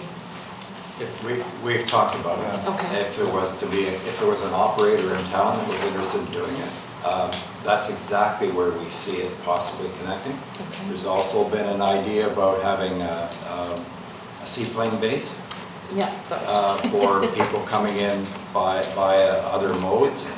And certainly the marina should have some transient moorage for people coming by boat. Yeah. With, you know, some onshore facilities for them. Okay. And then from a sort of a tourism perspective, this whole area in the south, and it goes back to Graham's point of the sort of the separation of the sort of the commercial, residential, and then the sort of tourism. Having worked on a waterfront that initially was not year-round. What happened was the retail tended to lose out in the winter.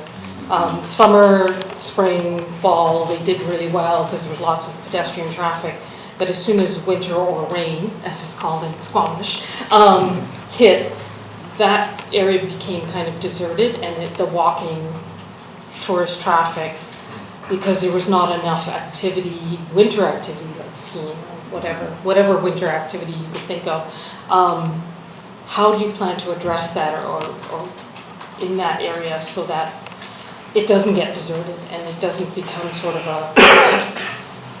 a ghost town, which is what happened initially on that waterfront place where I worked, and then they brought in some residential, and they also brought in programming for winter to animate the space and bring people in. It's all a quick point. I think we have the advantage of also having office space, and we have the ability to begin building office space prior to the park being complete. So, and you know, we all know how tough office space is in Squamish right now, and we are getting a lot of requests from a lot of people to provide some space. So I think it's quite realistic that I can't make any promises, but when the park opens and we have some commercial space open, there will be some office use there that can service that, you know, that daytime or the off-season traffic that's needed to make a business succeed, and then you know you make your hay in the summer.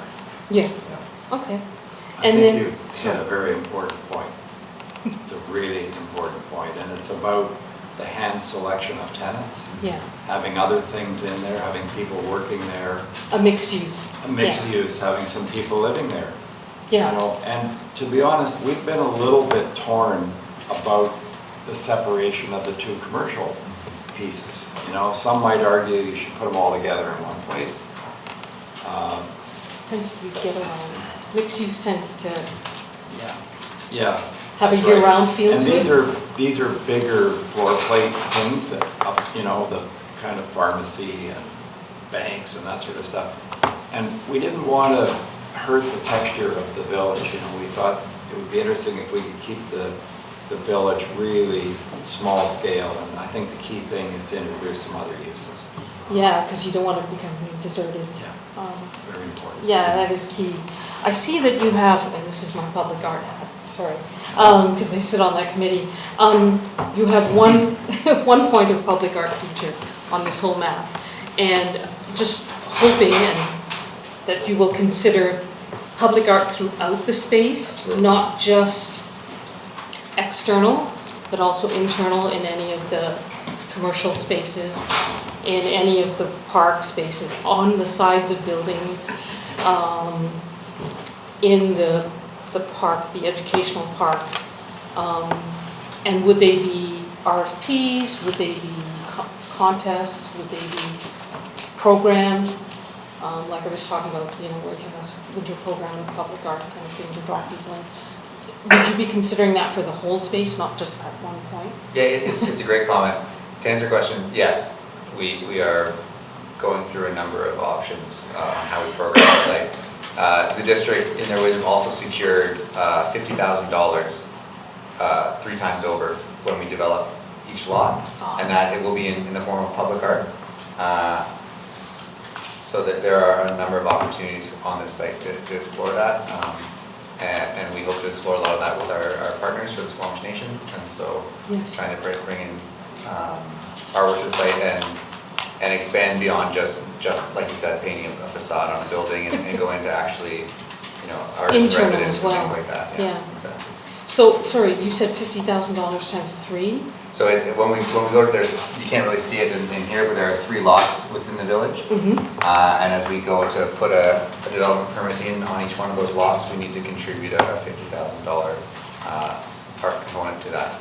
Oh, okay. So would you confine it just to the village, or would you then bring it up into That's the how it was parks? written, and I think it was secured to ensure that there was some art, but as a company, our intention is to program the entire space. Okay, all right. And just lastly, in terms of a phased plan of when you sort of design and then start putting shovels in the ground, are you going to have an actual plan that shows, you know, phase 1, phase 2, phase 3? Absolutely. Thank you. Okay, I think that's all our questions, unless there's other ones out there. I got one more. Yeah. Yeah, just in response to the public benefits on the site, didn't hear a lot, so this is a question to staff actually, if you could just clarify what public benefits in the sub-area plan are required or desired in the area? I don't know them all off the top of my head.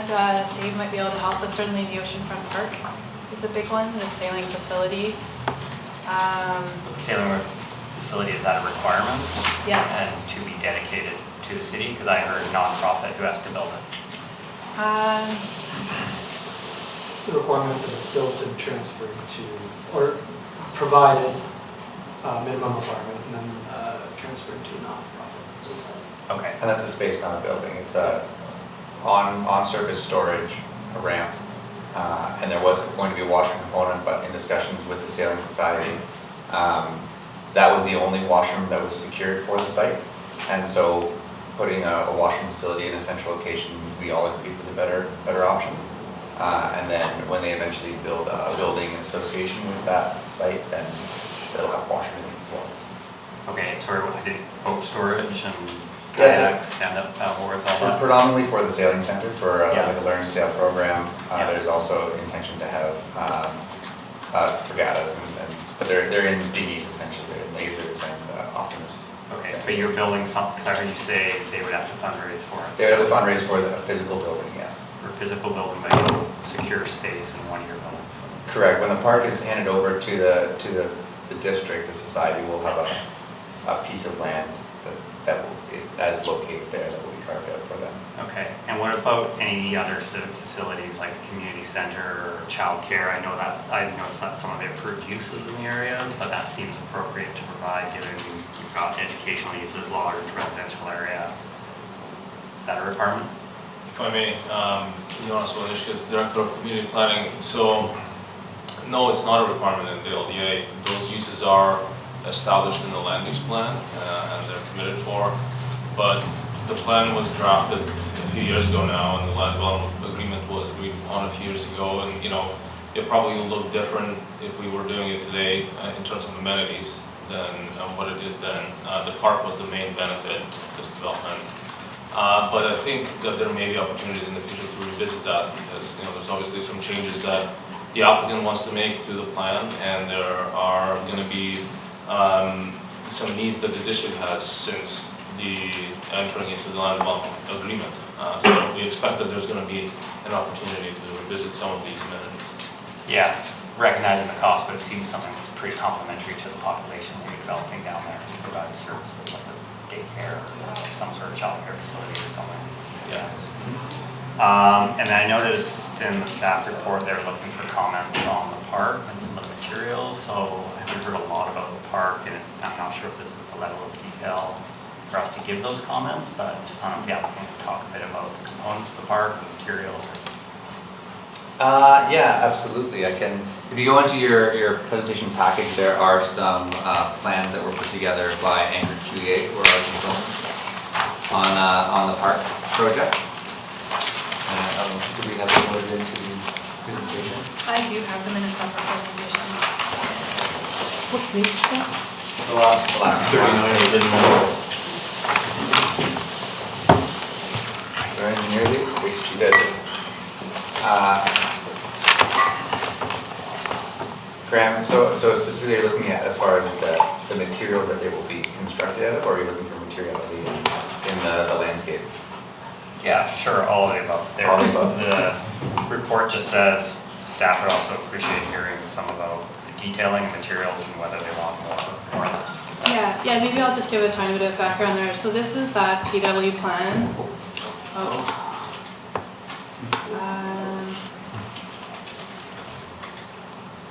That was developed and agreed to in the PDA. And so there's a list of items there that are all secured in that phased development agreement. But at a high level, they are this oceanfront walkway, there are open spaces, there's a public beach, a water sports beach, which has now been reoriented, as Carlos mentioned, due to a coastal engineering review.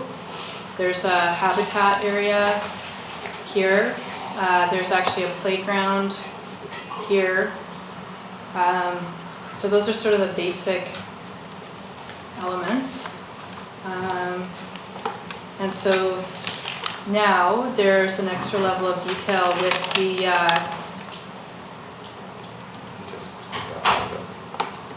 with the current refined design, where this is a perspective drawing, but this is maybe this one's the best one to look at, is a look. So it has those same elements. It has reoriented that windscored beach so that the wave action won't make the material migrate. This is that public beach. This is a ecological area. It has those open spaces. The walkway here is closer to the ocean than it was in that PWL plan, and it locates the water. You get up on the cursor over to the, there you go. It locates the washroom, or the playground close to the water. It also adds this washroom building that Norm was mentioning. So it has the same elements that were agreed to in the PDA. It's done some redesign and relocating them, so that was the feedback that staff would certainly welcome, is the location of those surface elements, if there's any feedback on that. So the components are set, but the location, size, etc. isn't? Exactly. The footprint in the ocean is pretty set because of this coastal engineering review, but those surface elements could shift.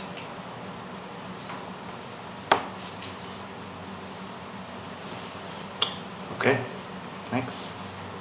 Those are questions. Oh, sorry. Okay, we got to get to comments Yeah, pretty soon just a here. very quick question. Kind of a future looking for staff. I know the BIA boundaries are very tiny right now. Are they looking to expand the BIA boundaries and hopefully include this area as well? You mean the Downtown Business Association? Yeah. I don't know about that. I think it depends on the association. Okay. That's why we did not explore that. They get funds from the district though, right? Yes. Okay, so I was just wondering if that would be something the district recommends to them, or that they come back to the district about? I don't know the answer to that at this point. I think it's too early to consider whether it's going to be expanded or not. Obviously, as that area starts to develop, we'll have to consider that.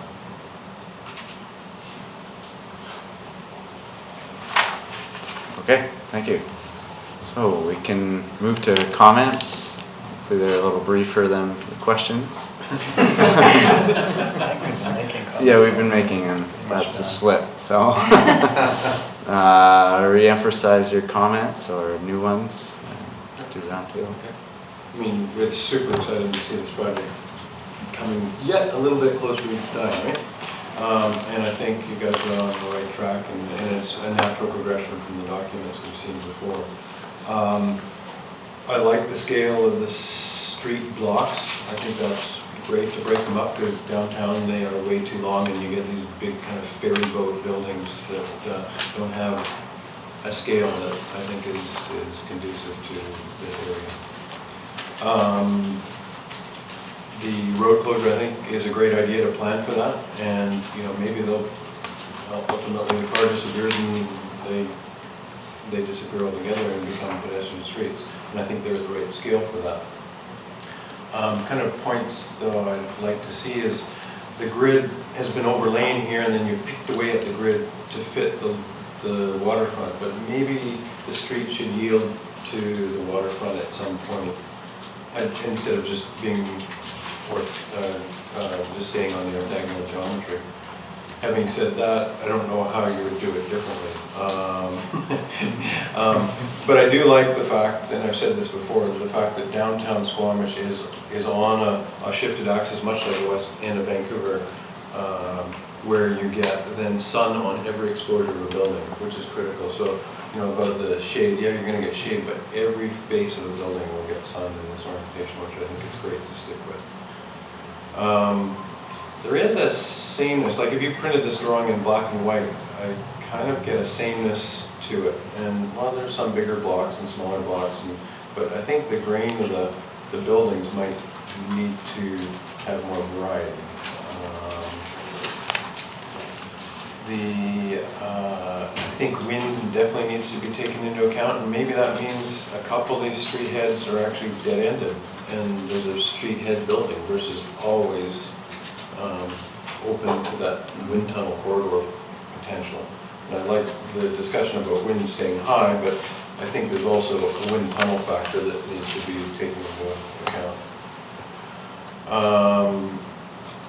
The landscape architects have done some great conceptual diagrams of the edge conditions. Some of those I'd like to see planned areas to get very wet, like maybe even some walkways or some play areas that actually get submerged. I know that it can get kind of mucky around here, but just really planned flooded areas, I think. Having seen those sections, what I'm really missing is the street sections, and that came out of a whole lot of questions. I don't think you can plan this development without knowing what each of those cross sections are and go through where the bus lane by it and the width of the sidewalk and the sidewalk. So, and you pick 20 meters, but let's see how that fits. And then maybe Cleveland is a different scale than a lot of these. They all kind of look about the same scale, but maybe Cleveland is a little more generous to street and some of the others are more tight. Waterfront Park, interesting to see the shift, and that's an engineering shift. And I know a big part of this park will be wind sports, kiting and windsurfing, and that needs to work. So I know it's just a diagram of a piece of public art that looks like a pinnacle, and it's just going to grab every kite as it comes down. But I think that park looks really exciting. The other park, I think, is way too small. I mean, we're talking a lot of density here, and if you kind of did a figure ground study of all of downtown and this area, there's a lack of meaningful public open space within a good walking distance. So this is a parkette, but so I think I like the fact that you've got it in a protected area surrounded by buildings, but I think it needs to be more significant. And I think that's it for my comments. Great project. Great. Thank you. Yeah, thanks. It's an exciting project. Great to see and have a chance to discuss. Thanks for answering all our questions. I think my biggest high-level comment is just to blur the lines between the land use delineation. That came out in a lot of the comments. I agree with the separation of the commercial uses and pushing it a bit towards Cleveland. I think consolidating the two, the village center and the commercial area, you risk creating just a bunch of banks and franchises in that village center. But agree that some of it should be towards Cleveland to draw people to the site. So hopefully the district can allow you to kind of mix those a little bit. So maybe the success of the village center, as noted, is maybe just creating a bit more mixed use and bringing in some of those office uses and residential. On the east-west access, I think you can consider the same with the marine employment area and the residential.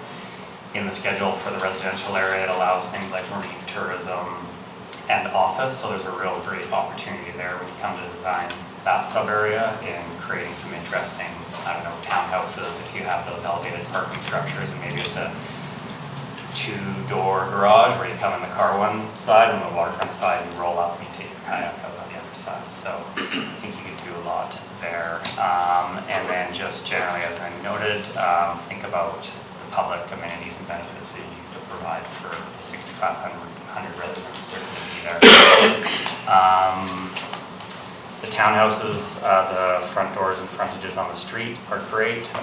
Just some of those vehicle access on the interior courtyard, just watch as you design each of those blocks so that doesn't cut up the green space too much. And yeah, that's probably it for my comments. Yeah, I agree with all of Crosland's comments. I think there's something about the streetscape and what it is and what are the dimensions. And so I think I would just encourage that the application keep trying to develop, what is it, a boulevard, smaller street, is it a wider street, is it intimate, and all the things that were talked about. And probably to keep going with the, character defining, the idea of wayfinding. And it's already sounds like it's been started with these names and different districts within this area. So And I think the other, it's been touched on already, is just the idea of developing planning guidelines, not rules, but guidelines of planning. And then what I think I found really interesting, I think, is what you were saying. Yeah, I think it was just, there was something about this, like, are the lots buildable? And yeah, they are buildable, but there's this formula, interesting enough, where what you were saying I picked up on is that, you know, how much is, if those are the types of buildings what they are intended to be, then they have a value or a width or something, and then it's almost like you want to give back the rest to the community. So there's that eco-balance, I think, and I think that's really strong. And there's an opportunity here, and it's almost how the blocks have been defined. So it relates to what Crosland, and I think that's an interesting point. And that would allow people to keep developing and to define. And what I really like is that this is a people-first project, and you know, it's being described as about a ring around the outside. And you know, I could spend 30 minutes easily, or 40 minutes, you know, based on your time chart there, walking with a dog all around the perimeter is pretty exciting. So. I think it's just really, you know, the team's an excellent team. It's been put together very well, and you know, it just needs probably more definition, more detail as it moves forward. Thanks. Okay. Thanks. My comments start with the waterfront around. I think the worst part about the oceanfront right now is that very end of the catamaran, where it has a 1.5 to 1 riprap slope. And I see some of that in some of the sections here, and I would hate to see that carry through. There's some great stuff that you have along the beach mud flats there that you're actually retaining that, which the original plan didn't, which is fantastic. But that's the worst part of this whole perimeter right now, and I would hate that treatment to be extended further. I know there's, you've got some sheet pile walls and such, but there is a better treatment than that riprap. It's horrible to access.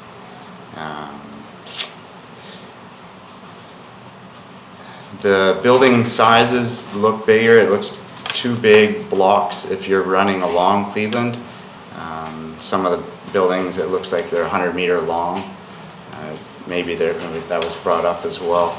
The food store, all that corridor, you just have to get Cleveland right, and I don't know if the treatment of Cleveland existing is just going to be carried through, or if you're going to have a sign that you're saying at the oceanfront, is there going to be a placeholder at the front, or if Cleveland is really going to extend all the way through, and the same treatment that's downtown now is going to carry through. I didn't quite get that, and the street sections will show that. I'd like to see a little bit of transition where the village center and the light industrial office area is. It looks like it's on the west side. It looks like the light industrial is right tight to the park, and I'd like some buffer there, more of that village retail, if that could be an opportunity instead of those bigger buildings.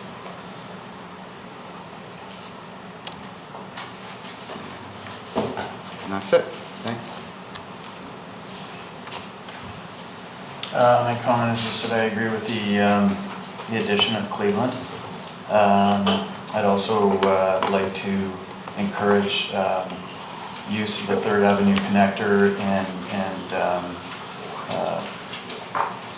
as much creativity as possible around various types of accessibility for industrial users, in particular for that marine center.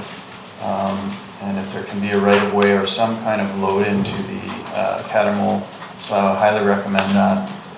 The more I think about it, if you end up with a rec tech user, could be building catamarans or something like that, they're going to love the opportunity to load in and test something out of there, perchance, or something like that comes to mind.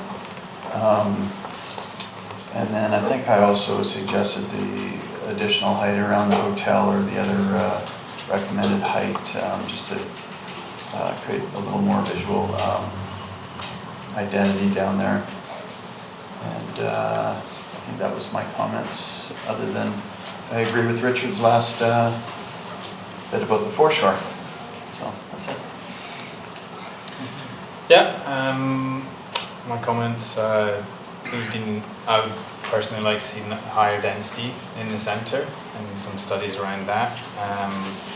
I'd like to see sort of fairly optimistic environmental guidelines for the buildings to sort of really set some high standards for every building that goes in, as opposed to just phased over the steps. It would have been useful maybe we got some really great shore sections, but it would have been really good to see some actual side sections, just to see how the density affects. We've been asked to comment on massing, but there's no real massing, there's just plans, which are fine, but yeah, it would be good to see some massing. And then I think the comments about the streetscape are great, because we would need to really see how those streets interact, whether it be a 6-story building or a 48-meter, 12-story building, so they have very different relationships to that. And I agree with the comments that maybe there needs to be a slightly more infiltration of the uses into the other zones, especially the comment that was said previously about the industrial zone. Up there on the west, maybe the retail just creeps up into that zone. Yeah. Otherwise, yeah. Can't wait for it to start. So thanks so much for the presentation. It's evident that there's a lot of care and consideration and a lot of years of knowledge being embedded into this plan, and it's really showing. When I think about the site, put ourselves at the top of the chief, and you look out and you see how sound and the power of the estuary. And I would encourage you to re-look at it with that lens of how is the shoreline design really capturing the power of that estuary. So as an example, I think this project should be Green Shores Gold.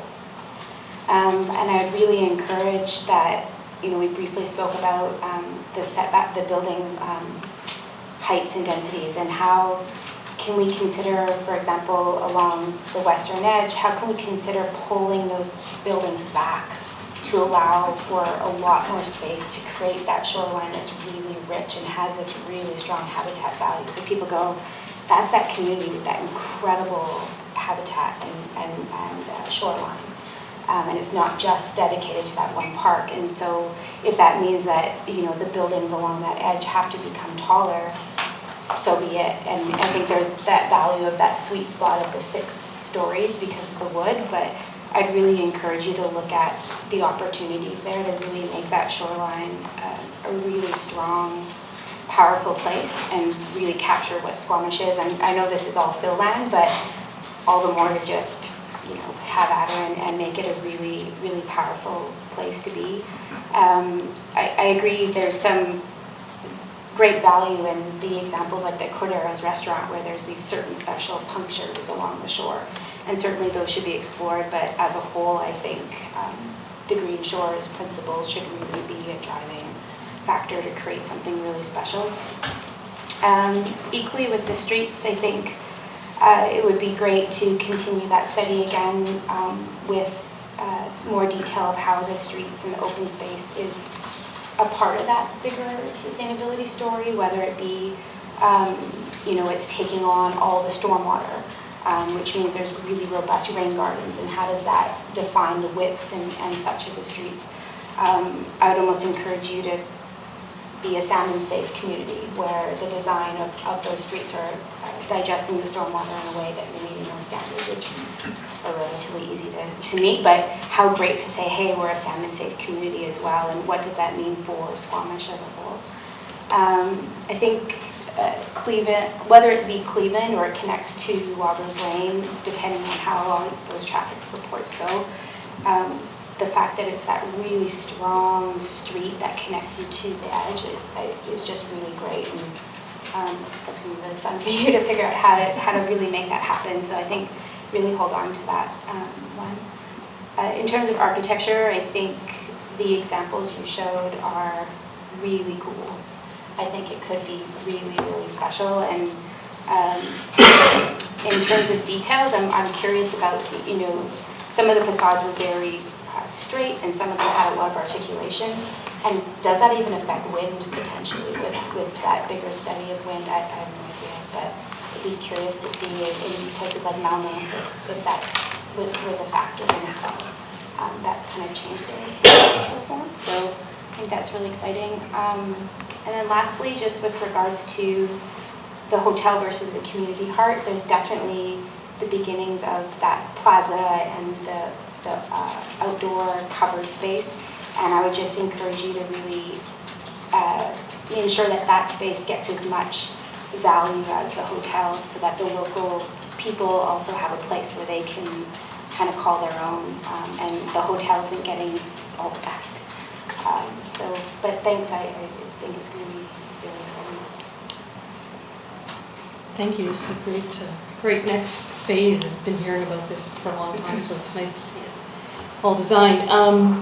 In terms of building guidelines, really emphasize that whole environmental lens, from green roofs to cladding to literal porosity of concrete that allows rain to run through it, and even on the streets where you've got asphalt that is ground up rubber and plastic. So you really do get that actual porosity. So just sort of building a standard of LEEDs or some other high standard of building guidelines would be nice to see. And in terms of public art, really emphasize that even the buildings architecturally themselves can be works of art, like a Frank Lloyd Wright or a Frank Gehry building. That would be very nice to see that permeate this whole area, so that it draws people to be there. Tourist, retail, education, it's a real draw. And then just, again, the flow back and forth so that things don't get kind of ghettoized, that you make sure that there's a lot of mixed use right out on the front. And that as you said, as Jenna said, the hotel is also for the residents of Squamish, not just tourists. And looking forward to the next step. Perfect. That was good. Any other comments that we missed? Urging? No? Okay. All right. Well, in that regards, thanks very much. It's very interesting. Yeah, lots of breaking away. Everyone's gonna have to eat cake on the way home. Yeah, I know. We're not closing yet, but thanks to the applicant. I grabbed one.